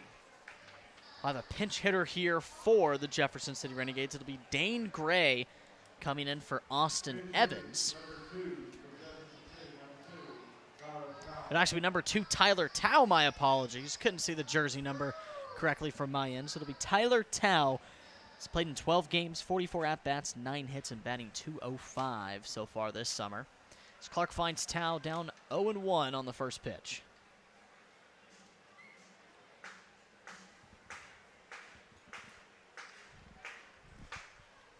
Oh, 1 delivery from Clark to Tao. Just outside for ball 1. If you like what you're seeing here on the stream, be sure to join us on our YouTube channel for more videos through the upcoming week as we head into the playoff season. Tao swings and misses on 1-1, so another 2-strike count for Clark. Me, Keaton, and Andrew Clark, who's on the mound, have a podcast that we do every week. We'll be having that new episode out this week.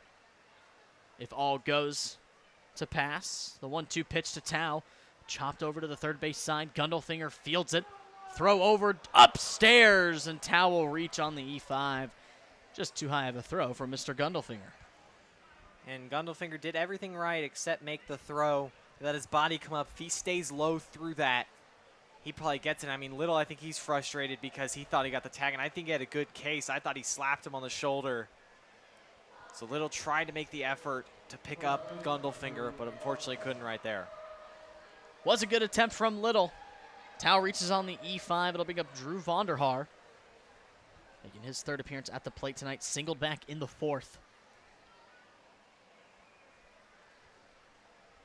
First pitch in the zone for strike 1. Back to what I was saying, if you do like what you're seeing here on the stream, be sure to give a subscribe to this channel and be looking out for Reading with Rally, mic'd up moments with some of your favorite Mustang players inside the stables. Lots of Mustangs content. There's the curveball once again, swinging and fouling it off is Vonderhaar. Mustangs content season long for you guys.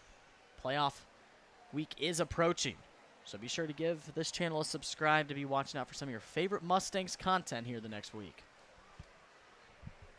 Vonderhaar down 0-2 early on Andrew Clark.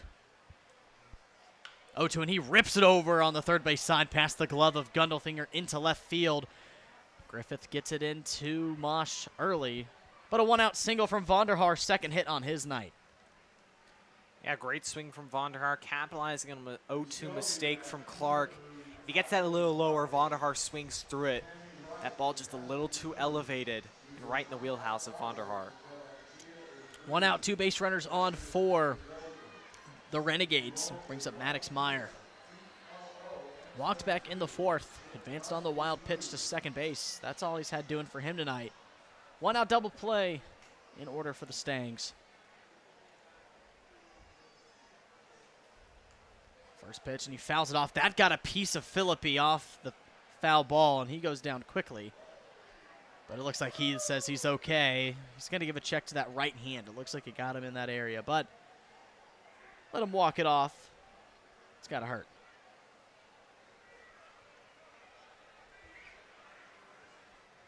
Looks like Mr. Philippi is okay, so we're going to be back to baseball here in a couple moments. Meyer down 0-1 on Clark. Clark looking to put up another 0 here in his late half bloomed season out of the pen.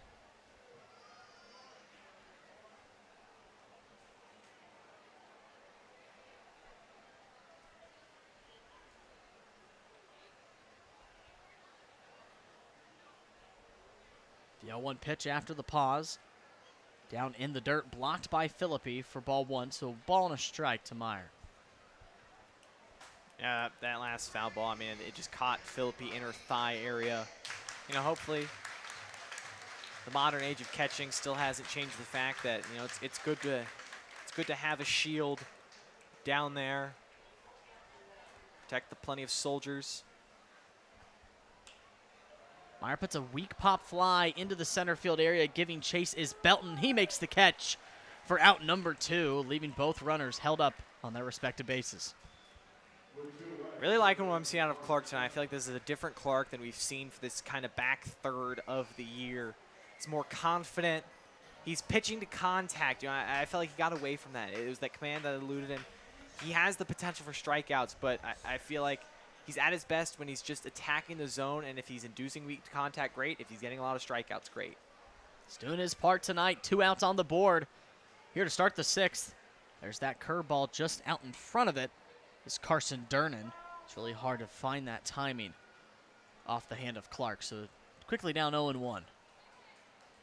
Like to see Clark not even show Durnan the fastball. He's really been unable to pick up any breaking balls, whether that was Coy, whether that was Max Pitts. Just keep going back to the breaker. See if the young gun is able to hit it. That goes off the hand of Philippi, but both runners will move up on the wild pitch. Now 2 outs, Durnan has a multiple RBI spot with 2 runners in scoring position.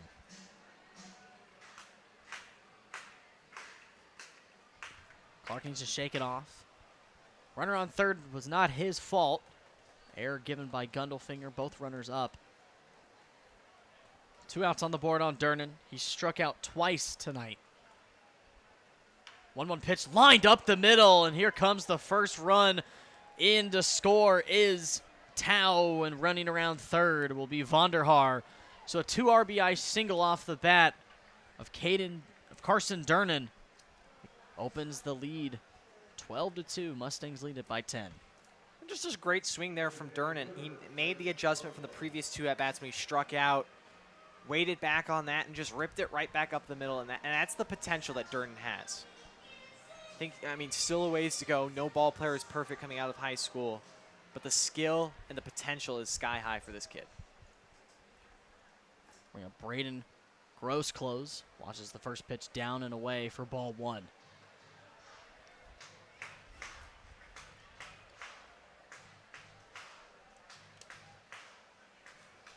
(1-0) to Grossclose.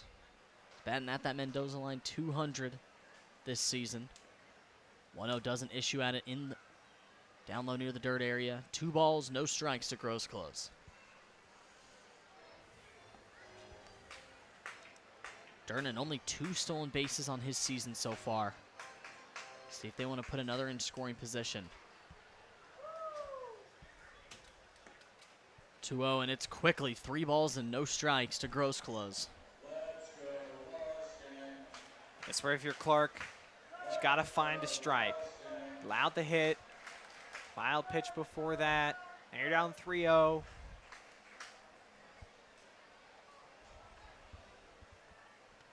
3-0 pitch.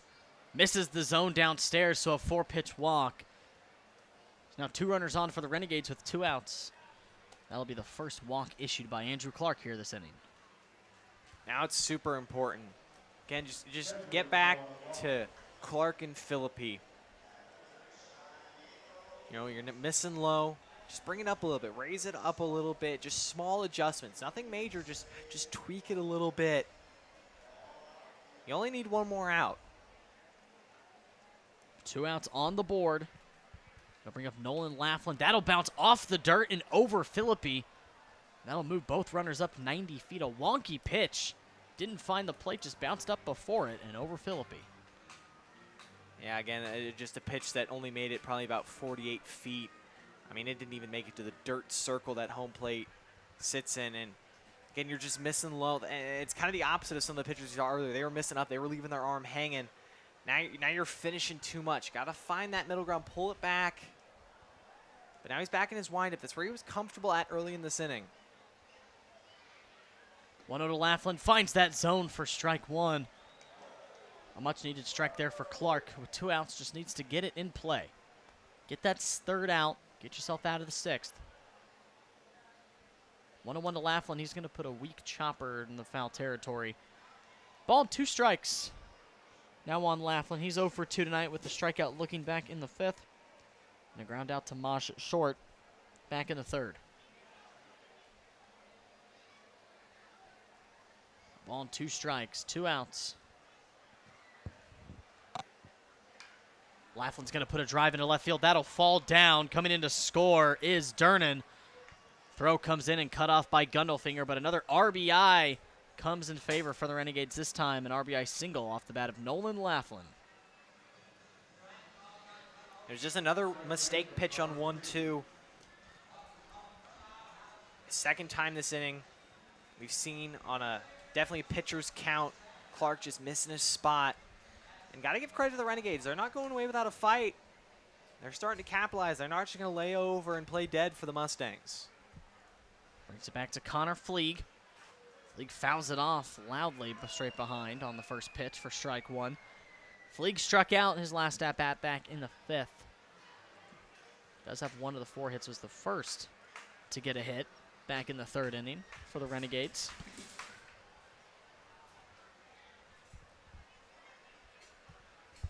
Oh, 1. Curveball. Doesn't give it even a look is Fleeg. Ball and a strike. Clark with that 2 outs. Just looking to put something not in the zone because we saw that with Laughlin. Didn't work out in his favor. Just really looking to get it on the ground or in the air once again like he's done to start out his inning. A ball and a strike for the 9-hole Fleeg.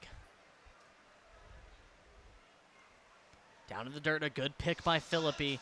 Now Fleeg goes ahead, 2 balls and a strike.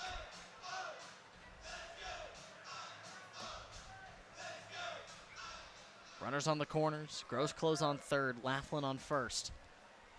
Fleeg trying to put yet another run on here in the 6th for the Renegades. 2-1 pitch to Fleeg. He fouls it off straight behind again. So now 2 balls and 2 strikes. Another 2-strike count here for Andrew Clark. This is where you got to get him if you're Clark. Just get out of the inning. Just take your cuts and bruises. But you got to find your put-away pitch right here. It's time with 2 strikes, 2 outs, 2 runners on for the Renegades, and already 3 home as they bring it past that 10-run limit. Now a 9-run lead for the Stangs. 2-2 pitch from Clark. There's that curveball. It is just going to miss upstairs, and we're full at 3-2. Groans from the crowd, and it was close. A little too close. Yeah, it's just unfortunate sometimes when you have big misses and then you're trying to get the borderline strike, you're more often not going to get it from the umpire. Or if you start having close misses, you're more than likely to get a borderline pitch, but Clark's been missing big. 3-2, a shallow pop fly. That'll trail foul onto the first base right field side. He's still alive at 3-2 with 2 outs, trying to bring home Gross close from 3rd.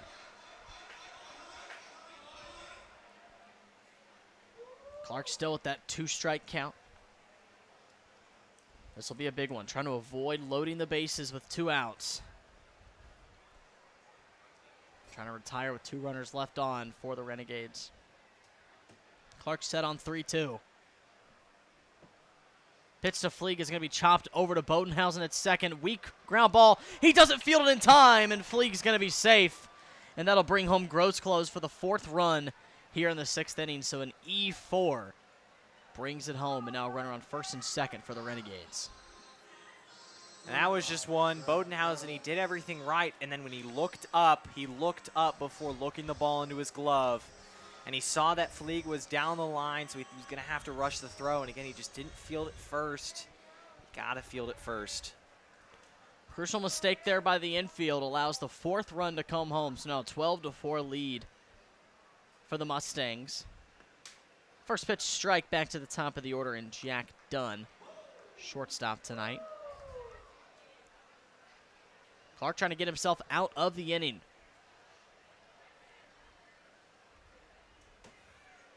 4 runs have came across to score. 0-1 pitch to Dunn, and he puts a deep drive into left field. That one's going back to the wall. That one is up, and it is gone! Off the bat of Jack Dunn, a 3-run shot, and just like that, this lead is cut down to 5 runs as 7 have come across to score in the 6th for the Renegades. I mean, you got to give credit. The Renegades aren't going away, but it's been just the self-inflicted mistakes by the Mustangs in this inning. 2 errors have happened.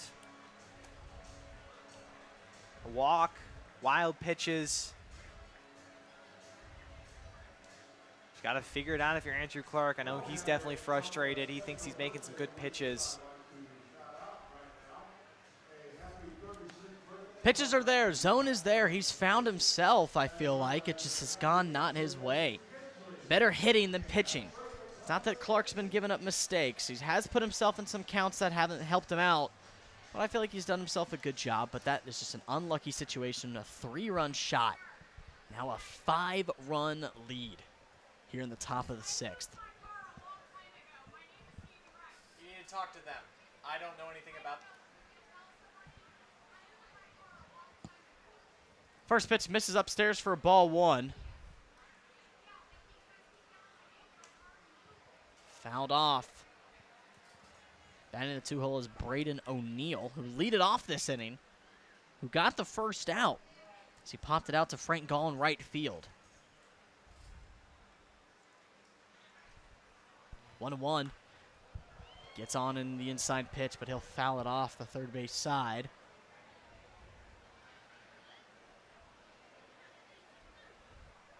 One ball, 2 strikes. Clark just looking for that 3rd out after the 3-run shot. Looking to get those boys back in the bats. 1-2 pitch to O'Neill. Curveball just misses upstairs for ball 2. Evens it out, 2 balls and 2 strikes. Kind of the same exact situation it's been for 3 straight batters looking for out number 3. Down and called strike 3. Gets O'Neill looking on the 2-2 pitch, and Clark gets out of the inning, but not before 7 runs come across to score for the Renegades. Cuts it down to a 5-run lead. Your Mustangs still lead it 12-7 as we head to the bottom of the 6th inning here on YouTube.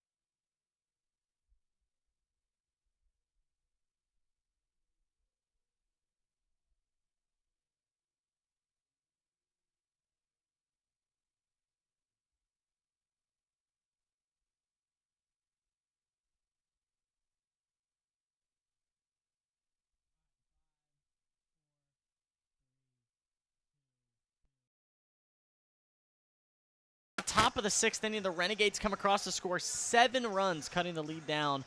That was originally a 12-run lead, now down to 5 runs. And it'll be Jaden Little lead it off, trying to get back some of those runs here in the 6th. Yeah, now you got to lock back in. You know, the Renegades are not going away. And it just seems like in the past when the Mustangs have gotten the big leads, they've started to coast. Well, now you got to put the pedal back to the metal. You got to just keep scoring runs. Match this fever pace we're at right now. Upstairs on Little for ball 1. Little came in the 4th for Justin George. He struck out on a curveball that he got way ahead of. 1-0. It's D'Amelia back out on the mound. He watches ball 2 on the inside half once again. So 2-0 on Little. D'Amelia with an impressive outing last inning, really shut down the Mustangs. Little chops the bat over. Looks like it sounded like it broke. Throw over from Dunn in time for out number 1.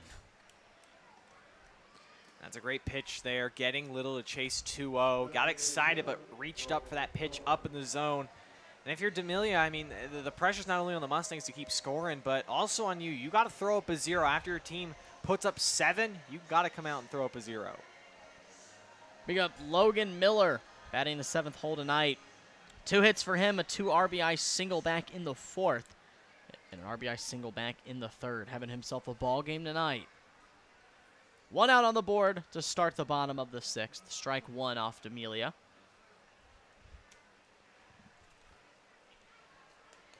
Miller, a multi-hit game 2 nights ago at Clarinda. He was 2 for 5.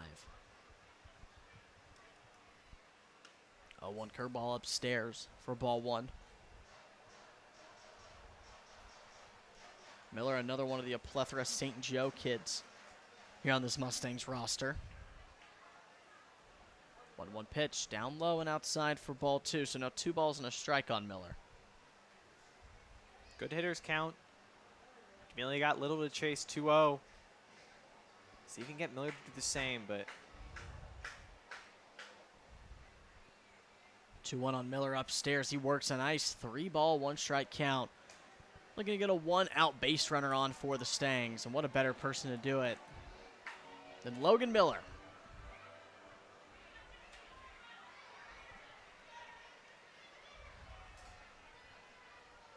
A 3-1 pitch. And a 5-pitch walk issued to Logan Miller. It'll be his 3rd time finding the base paths tonight. And that'll be walk number 13 for Logan Miller on his season. He's really developed that plate discipline throughout this season, and he's really gotten a sense of if he can take the walk, he's going to take it. He's not trying to chase and get hits. He's willing to take a walk, and just right there again, D'Amelia missing up, not willing to chase above the hands. Brings up Tyler Gundelfinger 0 for 2 with 2 pop-ups tonight. Walked himself back in the 3rd. Check back on Little. 11 stolen bases so far this season for him. And with 1 out, why not try it? You know, you want to get an aggressive approach. Trying to get at least 1 or 2 of those runs back would be ideal. But you still have a 5-run cushion. First pitch to Gundelfinger. He's swinging, puts a flare. A deep pop flying to right field as Evans brings it in for out number 2. So 2 outs on D'Amelia. Another great inning from him on the mound. That's what you like to see.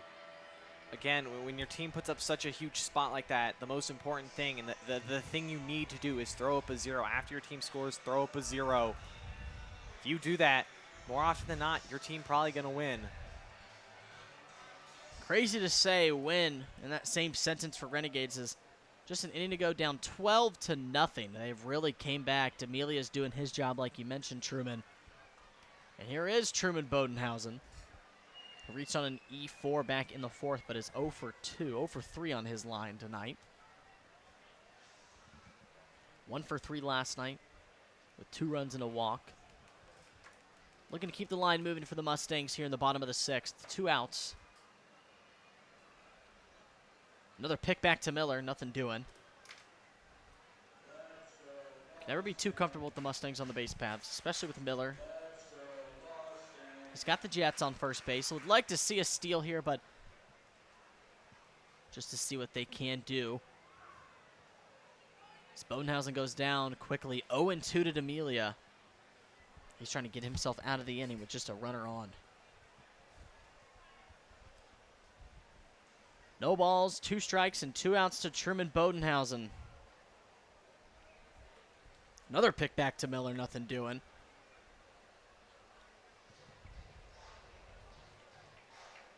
You know, it's interesting. Here in St. Joe, the fans don't boo when they pick over to first. You know, you go to a Major League game, especially when it's the away pitcher picking off your home team. Boos rain down, but here at St. Joe, haven't heard it all season. Respectful crowd. Packed house at Phil Welch. The 0-2 pitch to Bodenhausen bounces in the dirt. The throw down from Laughlin is not in time, so Miller advances up to second on the pass ball. Now a runner in scoring position for the Mustangs. Now Bodenhausen works that ball, has another opportunity. Free pass given out by D'Amelia, just spiked one in the dirt. Now it's an RBI opportunity for Bodenhausen. He was definitely tallying the RBIs early in the year. That has kind of dried up a little bit. Just come through with a nice big 2-out hit. 1-2 upstairs. Bodenhausen works it from an 0-2 to a 2-2 count with D'Amelia with 2 outs. Miller on second base, looking to be brought home. Trying to work it back to a 6-run lead. 2 balls and 2 strikes on Bodenhausen.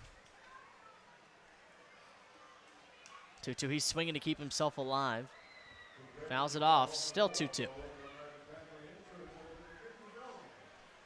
So far, Bodenhausen batting .322, having himself another great year. 29 hits, 90 at-bats, 2 doubles, 21 RBIs. Kid does it everywhere this year. The 2-2 offering from D'Amelia outside, and now Bodenhausen works himself to a full count. 3 balls and 2 strikes on D'Amelia.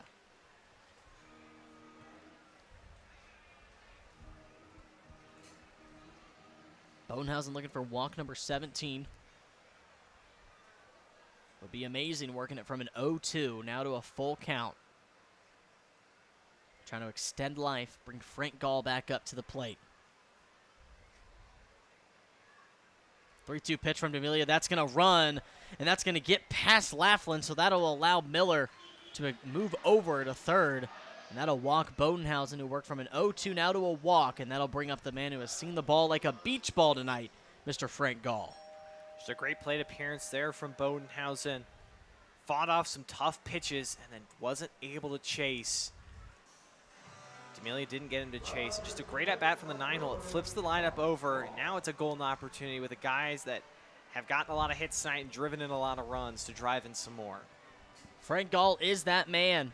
Homered back in the 4th to lead it off. Singled back in the 3rd and singled in the 1st. Has another RBI chance tonight, and he's going to put a first pitch swing over to Dunn, and he'll just go to the force at second base to end the inning. 2 runners left on base. D'Amelia doing his job once again.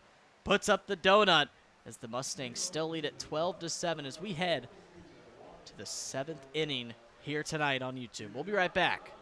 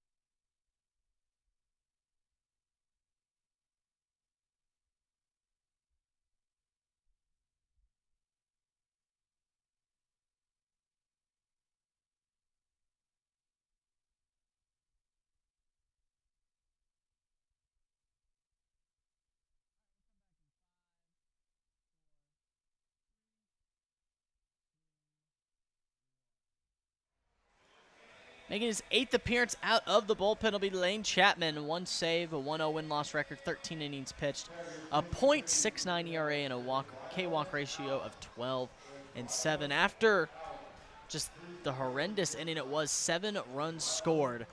This is a guy that you want, Truman, out of the pen to just minimize that, put another 0 on the board. Really is, and I mean now, but again, it's another tune-ups pitch. Chapman, one of the most high-leverage lefties on this team. He'll pitch in some big situations come postseason time, and it's just about, you know, it's what the plan was for tonight. Coy, you know, he'll get a bulk of the innings, but then it's just be boom, boom, boom, boom. Guys getting their opportunities and staying fresh. Lane Chapman, Lawson, Missouri Southern kid. And he'll be greeted by Tyler Tao to lead it off. He's going to put a chopper over to Little at first. He's going to flip it over to Chapman in time for out number 1. So a big out to start the 7th. And a good momentum shift on the side to the Mustangs. Great job there by Chapman to get over what they call PFP. Gets to the foul line and then cuts up. He doesn't run straight to the bag. He does more of a U-shape, a banana curve. That way he can catch it and run and step on the bag. That's great form and how it's done. Brings up the righty, Drew Vonderhaar. Lefty-righty matchup. Finds strike 1 on Vonderhaar. Singled back in the 6th. Advanced over to second on the wild pitch and then ended up coming around to score one of those 7 runs. A 1 pitch from Chapman. Vonderhaar just a weak ground ball over to Mosh at short. He fields it cleanly. The throw over in time. And a nice play by the middle infielder, Jack Mosh, for out number 2. That's what you love to see out of Chapman. Coming in, just throwing strikes, doing what he's done all year, getting weak contact. And that was Missouri Southern to Missouri Southern as they gave a little bit of a chirp smile to each other as Lane Chapman won the battle of the Missouri Southern battle on Vonderhaar. That'll bring up Maddox Meyer. Popped out to center field. That retired the 2nd out in the 6th inning. He's back up looking to get a 2-out rally started upstairs for ball 1.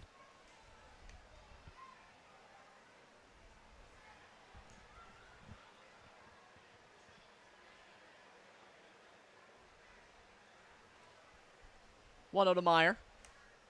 Just fouls it off for strike 1. Now 1-1.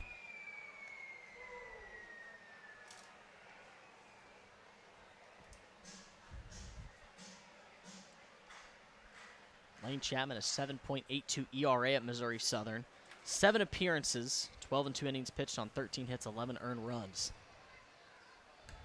1-1 finds the zone for strike 2 on Meyer. It's now ball 2 strikes with 2 outs. Chapman trying to go a clutch 1-2-3 here in the 7th.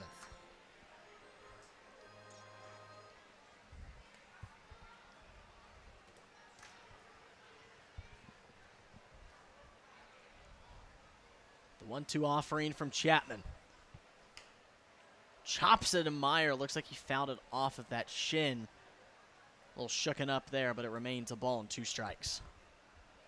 Yeah, it's one that never feels good. I mean, right off the top of the foot. Most guys don't wear a top-of-the-foot guard. I mean, they do make them, but it's the one area that it just hurts when you get it fouled off. All bone on that foot area. Look to see, just let him walk it off. Meyer looks like he's okay. He grabs that bat. He's going to take a little bit more time to just get that pain out of that foot. Yeah, they'll give him all the time in the world he needs. Looked like it hit that plant foot, that outside left foot, so definitely that is one that you're going to want to have. It'll be a ball and 2 strikes, 2 outs. Chapman trying to go 1-2-3 on the Renegades in their 7th.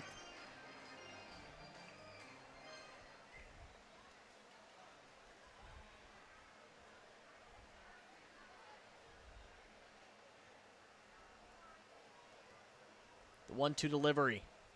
Upstairs past the glove of Philippi. Works it back, 2 balls and 2 strikes.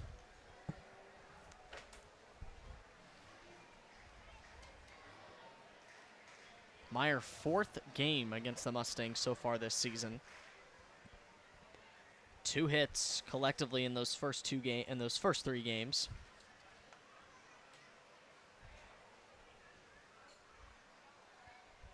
2-2 pitch from Chapman, taking an extra long time on the mound.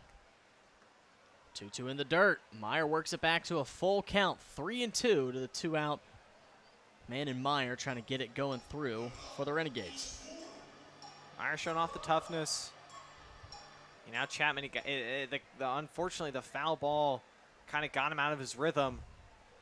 It has been a long time between pitches. Now you just got to find that rhythm, find that put-away pitch. 3-2. Chapman is looking for that put-away pitch.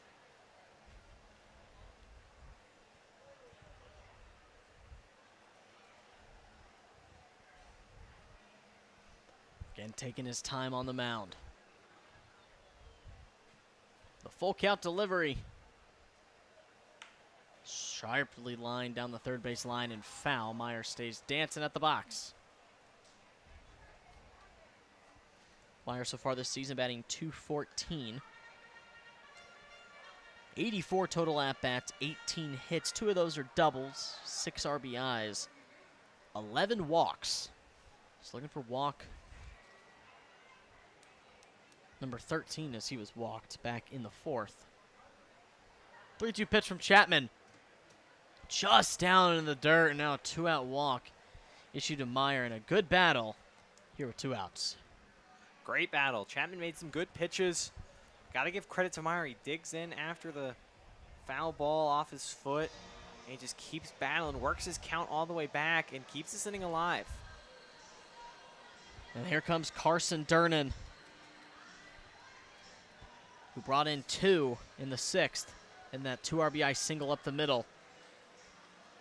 And that was with 2 outs, so we'll look to see what more 2-out magic the Renegades have in store as the first pitch misses outside for ball 1. It's Durnan's first hit on the night. He was retired the previous 2 on strikeouts. 1-0 pitch. Durnan liked it. He was going to go for it. Doesn't matter. Strike anyways. So now a ball and a strike.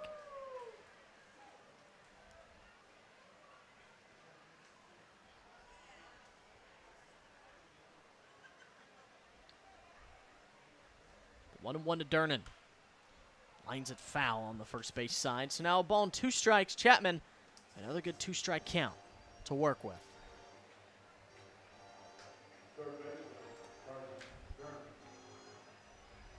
Same situation he had Meyer down. Can he find strike 3 or at least find out number 3? A ball and 2 strikes to Durnan. Catches the outside corner for strike 3. And Chapman strikes out Durnan for the 3rd time. Durnan's gone down on strikes, leaves 1 on the base paths, but a good inning throwing up a 0-1 for the Stangs. They head to the home half of the 7th, still up 12-7. We're stretching. We'll be right back here on YouTube.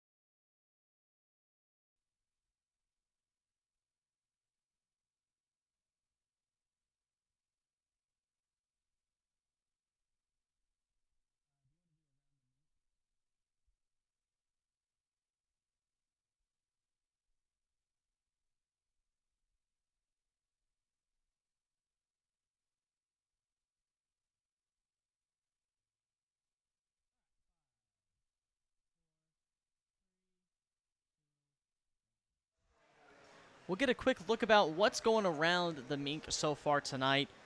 You got those teams. The A's have clinched that second place spot, but Chillicothe, Carroll's fighting against Sedalia to stay in it. But here the Renegades, their last game on the season.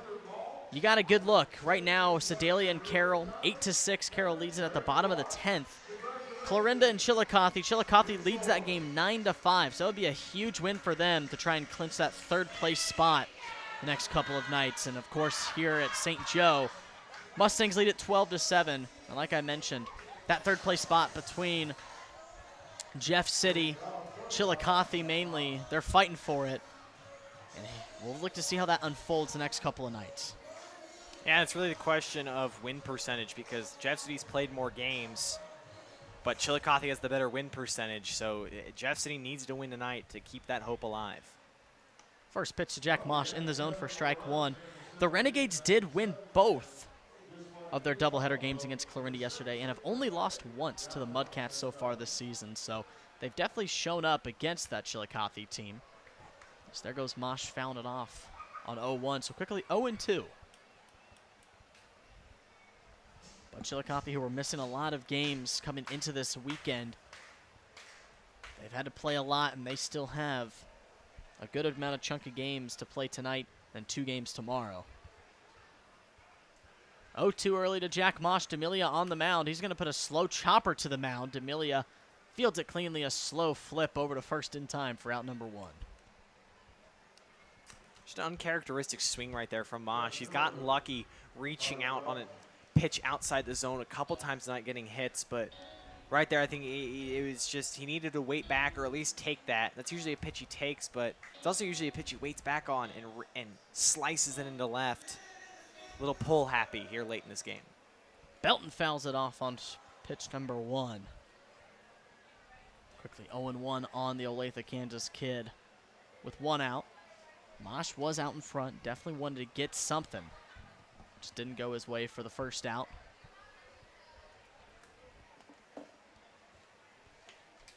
It'll be Belton, Griffith on deck. D'Amelia still doing his job. Yet another 0 last inning. He's looking for the same result here. Finds that curveball in the zone, and another 0-2 count to the Mustangs. I mean, you got to give credit to D'Amelia. He's kept the Renegades in this game. If only the offense has only been able to find runs in 1 inning. But he's been throwing up zeros and doing his job.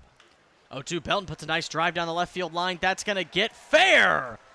Belton takes the turnaround first. The throw into second is not in time, and Belton's second hit on the night comes via the double, and he's having himself one heck of a ball game in a big spot. Carter Belton, he's seen the ball very well tonight. And that was an 0-2 pitch right in the wheelhouse of Belton, just a mistake from D'Amelia, and he turned and ripped it. Brings up the Bearcat, Parker Griffith with an RBI chance. Griffith lined out to center field. His first at-bat. First pitch, he's swinging. He lines it down the third base line. Not being able to field it is Durnan, and that'll allow Griffith to score on the, allow Griffith to get on first via the E5, my apologies, with 1 out, and a big lucky spot there for Griffith. There's a reason they call it the hot corner. Durnan just got back on his heels. He needed to go attack that ball. He waited for the in-between hop, and it ate him up. If he goes and attacks that ball, try to throw that on the run, I think he has a much better chance at success. Now 1 out, brings up Easton Philippi. Better spot. 1 out, watches it just inside for ball 1. Philippi, a 2 RBI single back in the 4th. Single back in the 3rd. Grounded out to second. His last time up in the 5th.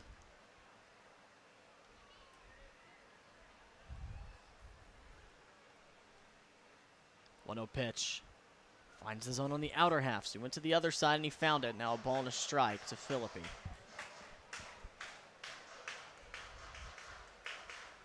For Belton, 7 hits now on the season for him. It's a nice 2-hit night for him. 1-1 Philippi swinging, puts a line drive into center field. Just hangs up just enough for O'Neal. And staying put is Belton at second, so a big second out from D'Amelia, trying to leave 2 on for the Stangs. Pitch, if that's any lower, that's probably over the head of O'Neal. It was still a good swing from Philippi, but just got a little under it. It's an unfortunate at-bat, but a great response pitch from D'Amelia after the air, not letting the circumstances affect him. Brings up Jaden Little, 2 outs. Runner on second. Trying to bring Belton home. Griffith on first. Slide step. Finds the inner half zone for strike 1, and that'll be a balk issued on D'Amelia, so that brings both runners up an extra 90 feet, so a better spot for Little now, and a 2 RBI chance. We've seen that plenty of times this year. Just the thought of the Mustangs runners stealing, just the chaos that they create, the intimidation. Gotta come set. The 0-0 pitch to Little. Good dig by Laughlin. Side misses for ball 1. Belton's got the speed on third. Anything past that backstop will bring him home. Little trying to come through in any way he can with 2 outs. Big gap up the center. 1-0 finds the zone for strike 1. Little didn't like it one bit. Ball and a strike on the Lincoln University man.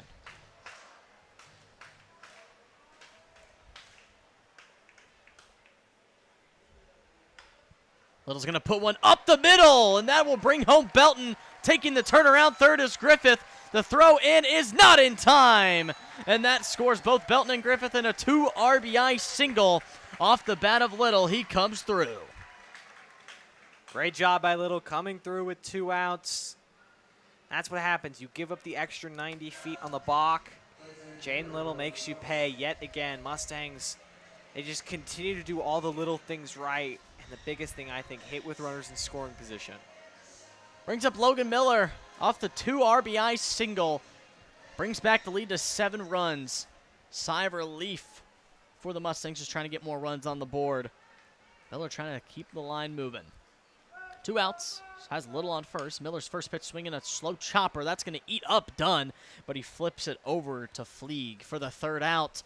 But the Mustangs come through with 2 runs via the 2 RBI single from Jaden Little. First hit on his night, and he comes through. Your Mustangs now lead at 14-7 as we head to the 8th inning of play here at Phil Welch.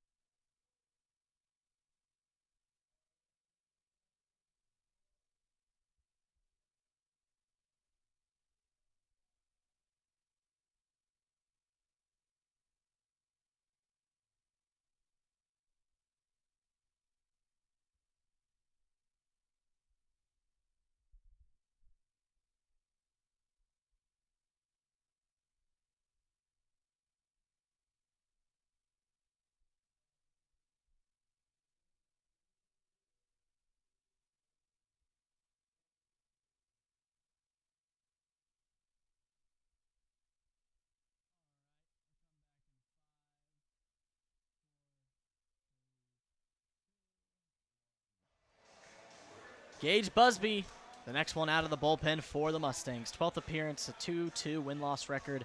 17 innings pitched, a 4.75 ERA. K-walk ratio, 20 strikeouts to 14 walks. Busby, hills and valleys for him this season, but he definitely has came through in those moments. Now the lead extended to 7 runs, Truman. Bit of comfortability coming out of the pen for him. Yeah, and definitely I'd compare his season to more Max Pitts. There's been definitely more highs. It's been really one bad appearance. And again, it's another guy like Busby. Just keeping him fresh. A lot of guys, a lot of arms, a lot of quality arms the Mustangs have. And when Busby's good, he's good. But it's when the command starts to get away from him, he gets in his head a little bit. And then those walks, they start to pile up, maybe throwing a wild pitch, and then it's a big hit that really opens the floodgates. He'll be met by Braden Grossclose to lead off the top of the 8th inning here at Christmas in July here at Phil Welch Stadium. Also Missouri Western night. First pitch to Grossclose. He has a slow chopper over to Gundelfinger. He fields it. Throw over in time for out number 1. A redemption throw from Gundelfinger gets the first out via the ground out. And the difference between that ball and the ball he made an error on back in the 6th was he stayed low through the throw. He didn't come up, let his arm come, but he stayed low, and throw went through all the way. Beautiful throw from Gundelfinger, retires Grossclose. Brings up Nolan Laughlin. 4th time to the plate for him tonight. RBI single back in the 6th. 1 for 3 on his night so far. First pitch in the zone for strike 1 on Laughlin, the catcher for the Renegades. And Busby, quick out number 1. Looking to get up and get out. The motto here for the Mustangs in the 8th inning. In the dirt and gets away from Philippi for ball 1. Let the bats go to work in the bottom of the 8th, come back in the 9th. And looking to seal a win in the last regular season game here in the 2025 season for your Mustangs at home. Laughlin fouls it off on the right field side for strike number 2. So ball and 2 strikes.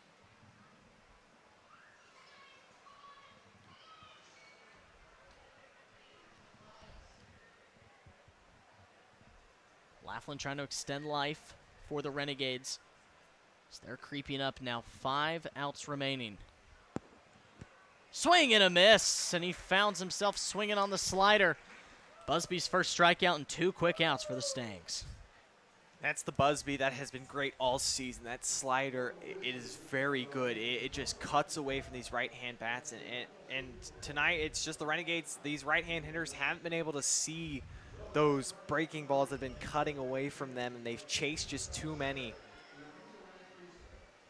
It's been hard to see. Coy, we mentioned, his sweeper. That looks like that slider's type, and now Busby has the same exact approach.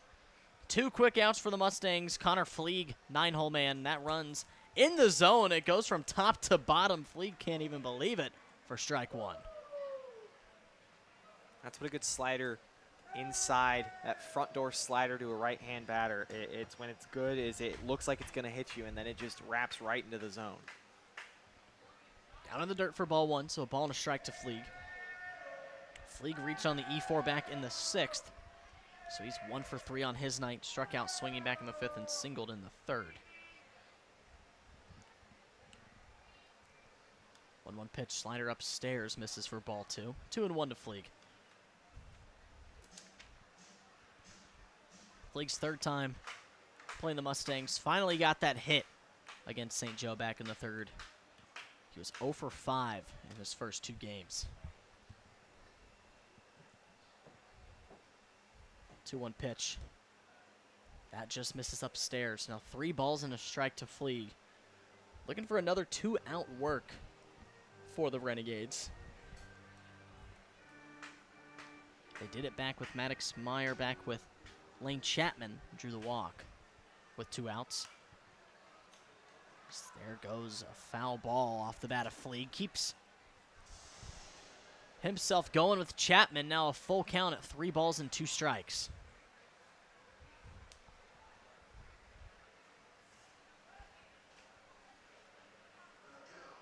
Chapman looking for 1-2-3 here in the 8th. Busby looking for 1-2-3 in the 8th, and broadcaster's jinx gets myself there. That'll be a 2-out walk issued to Fleeg.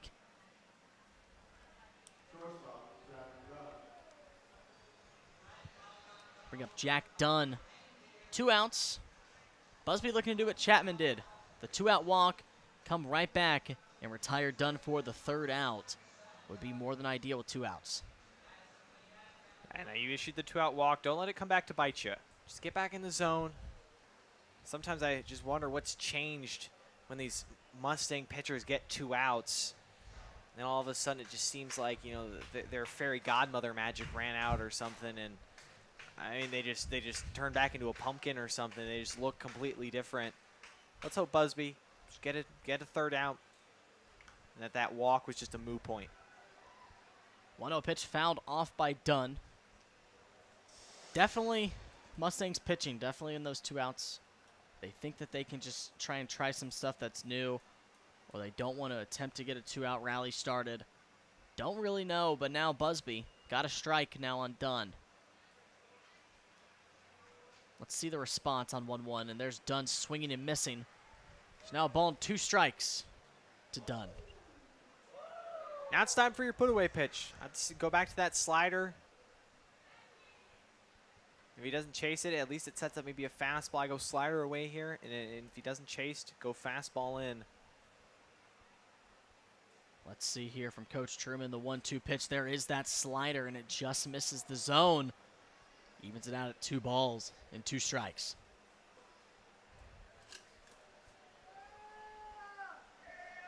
I will look to see if he wants to do what Truman said. Fire that fastball. Try and mess up the timing of Dunn. 2 balls, 2 strikes. Fleeg on first. There's that fastball. He swings and misses. The throw down from Philippi in time for out number 3. Busby does his job. Another 0 thrown up on the board for the Mustangs. They still lead at 14-7, headed into the home half of the 8th inning. We'll be right back here on YouTube.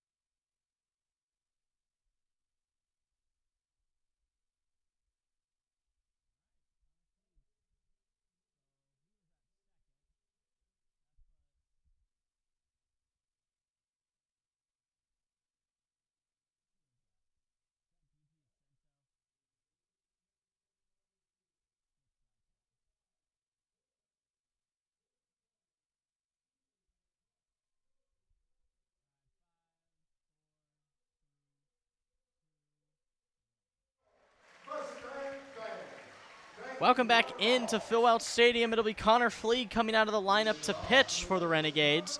Alex DiGiacinto takes over at second base to relieve himself. At second, it'll be Tyler Gundelfinger leading it off in the home half of the 8th. Mustangs looking to get some more insurance, try and win it in the 9th. Gundy still looking for his first hit on the night as he watches ball 1 down and away. Just a bunch of pop-ups. Popped up the shortstop, to center, and then to right. Pretty much all areas of the ball field he's found. Just hasn't been able to find a patch of grass. Early 1-0 count on Fleeg. Runs inside, so now Gundelfinger works a quick 2-0 count.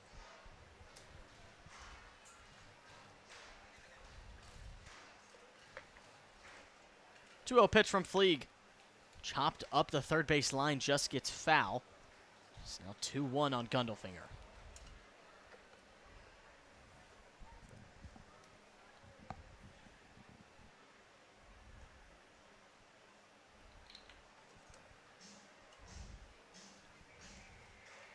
Gundelfinger searching for his first time on base tonight.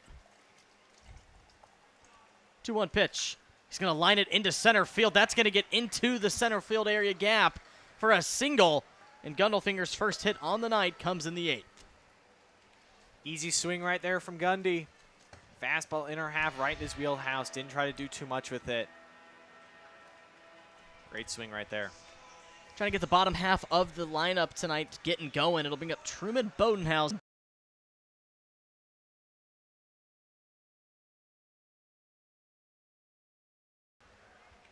But he's looking to keep the line moving in the bottom half, headed into that top half.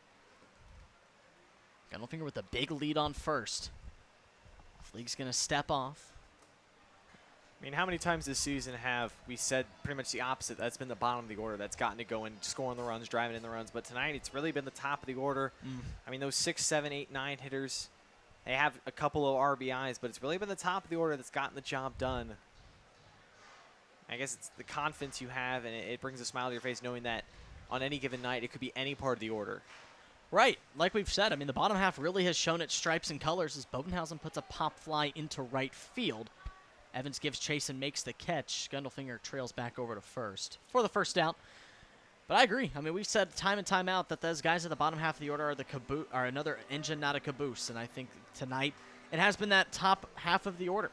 You know, you get to that six man and it starts to just kind of drop off. But that's okay. Like you said, any given night, any man comes up to step up, and it's anywhere. That's why Johnny Coy, best manager in the Mink, knows how to just really line up those guys in the best way possible.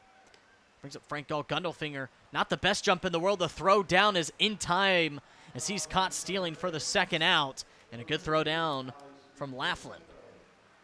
That's one of those, if you're Gundy, you just got to know you didn't get a good jump, so I just put the brakes on. I mean, it looked like for some reason he just kind of, it almost looks like he waited until Fleeg was almost throwing it. I like trying to be aggressive. Didn't pay off. Dahl, shallow fly ball into left field. But making the play is Meyer for the third out. So a quick bottom half of the 8th inning. And we're headed to the 9th inning as the Renegades down to their final 3 outs here in the final home regular season game in the 2025 season. We'll be right back with that here on YouTube.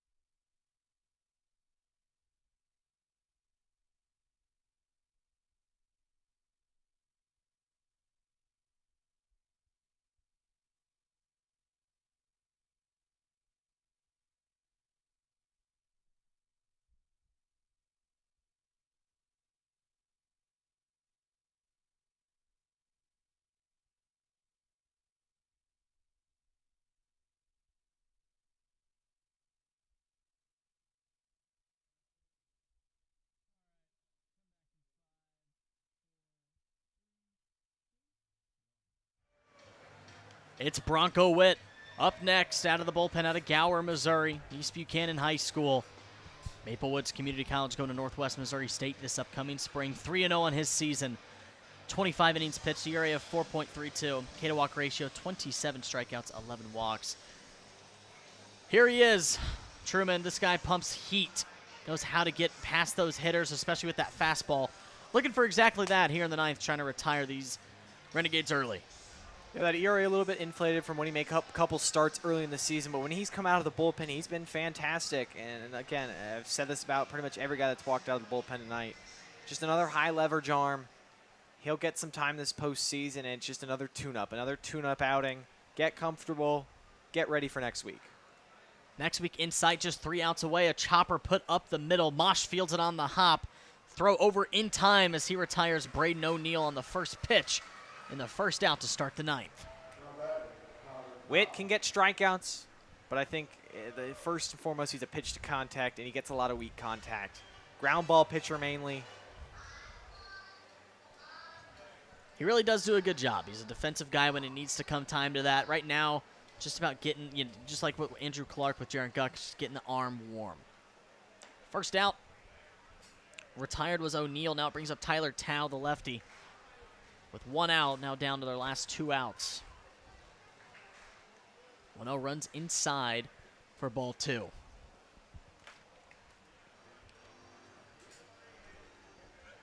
Mustangs have shown out this season so far at home in the regular season. 22-2 at Phil Welch in the regular season in 2025. Dominance.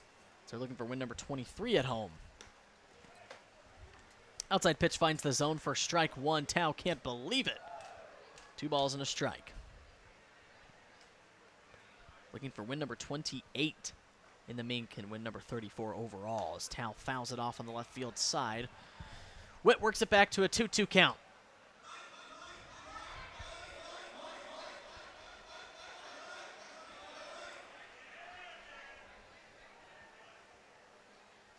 Sets and fires on 2-2. Upstairs on Tao, so now full count, 3-2 to the 3-hole hitter. If you're Witt, find strike 3. 3-2 pitch from Witt as Tao puts a left field flare, and that'll get foul. Keeps it alive at 3-2. The longer these at-bats go on, again, the more pressure's on the pitcher to make a good pitch. Got to find a pitch that's not right down the middle, but is on the corner. Hopefully you can get the strikeout or induce the weak contact. Witt, one of the most veteran guys, mature guys on this roster. 3-2 as that's going to find itself outside. So Tao works the 1-out walk. Gets that 1-out base runner on for the Renegades. Still down to their final 2 outs. Just looking to get something going as it brings up Drew Vonderhaar. Vonderhaar tonight got the single back in the 6th and the 4th. 2 for 4. Decent night for him with a run. First pitch from Witt. There's the ground ball to Mosh. Flips it over to Bodenhausen in time for 2. But Vonderhaar will reach on the fielder's choice with the speed out of the box. But 2 outs on the board. Get the lead runner out at second. He's now sitting comfy. It's Bronco Witt with 2 outs. That's a great response pitch. Ball wasn't hit hard enough to turn to on Vonderhaar, who runs well. Now you're just 1 out away. You're searching for 1 out. You got a 7-run cushion. Don't try to be too pretty. Just go right after Meyer right here. It is Maddox Meyer. Drew the walk back in the 7th. Witt trying to retire the last out here of the 2025 regular season at Phil Welch. This is outside for ball 1 on Meyer.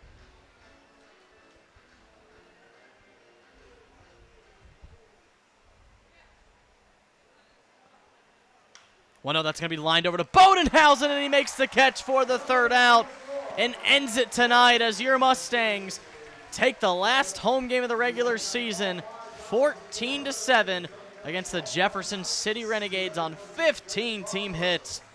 14 runs, another dominant outing from your Mustangs here at Christmas in July.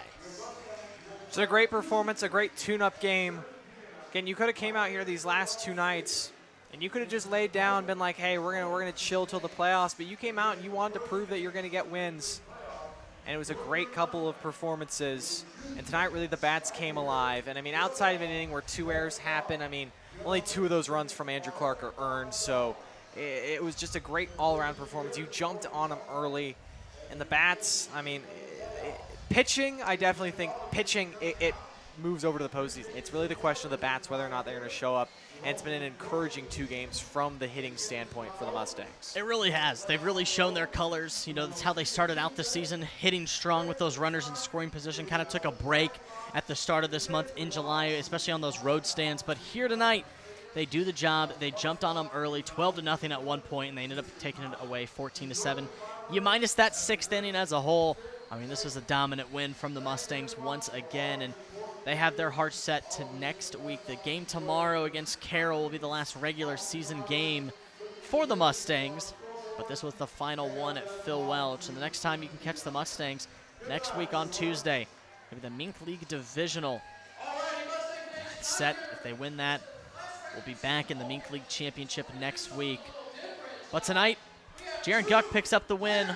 PJ Green picks up his first loss. In tonight's player of the game, Braden Lucart, and Frank Gall, the first double player of the game this season. And why not? Both those guys showed up. Both of them put a home run into right field. We haven't seen one of those go to right field all season long, Truman. And just two electrifying players, especially Frank Gall out of the injury. Lucart tonight, he's been hitting the ball super well. And I've loved what I've seen from both of them. They brought the flair, they brought the swagger, and that's exactly those types of players you want leading your team into the playoffs come time next week. Yeah, definitely. And, I mean, I thought Lucart had his spot nailed down for the postseason lineup, and I really think tonight's performance from Gall, I really foresee him being also in that postseason lineup. And I mean, 1 through 9, Johnny Coy's definitely going to have something to think about on the rest day on Monday, who he's going to field in that lineup, because there are so many well-deserving guys that have played their hearts out all season, but at the end of the day, 9 guys will take the field. But, I mean, and I guess the worst-case scenario is you have 9 guys starting, but you also have about 8, 9 guys on the bench that if you need a pinch hitter for a guy that just doesn't have it on a night, you can go to them and have extreme confidence. We saw that tonight, a plethora of guys coming into those spots, and they did a great job. They came in, they did their job, and we're looking out for next week on Tuesday. Your Mustangs are back at home for the 2025 MINK League playoffs. Truman, any final thoughts on the final regular season home game? No. I think I said what needs to be said. Yeah. I would just be repeating myself, and no one likes a guy who repeats himself. Yeah. So I like it. No. I like it. No. Well, your Mustangs win it 14-7, 15 team hits, a dominant Phil Welch season here, 23-2 at home on the regular season. For Jackson Phelps and my partner Truman Griesel, we'll see you next week for Mustangs playoff baseball. One more game tomorrow, but our sights are set for Tuesday night as the MINK League playoffs run through St. Joe once again.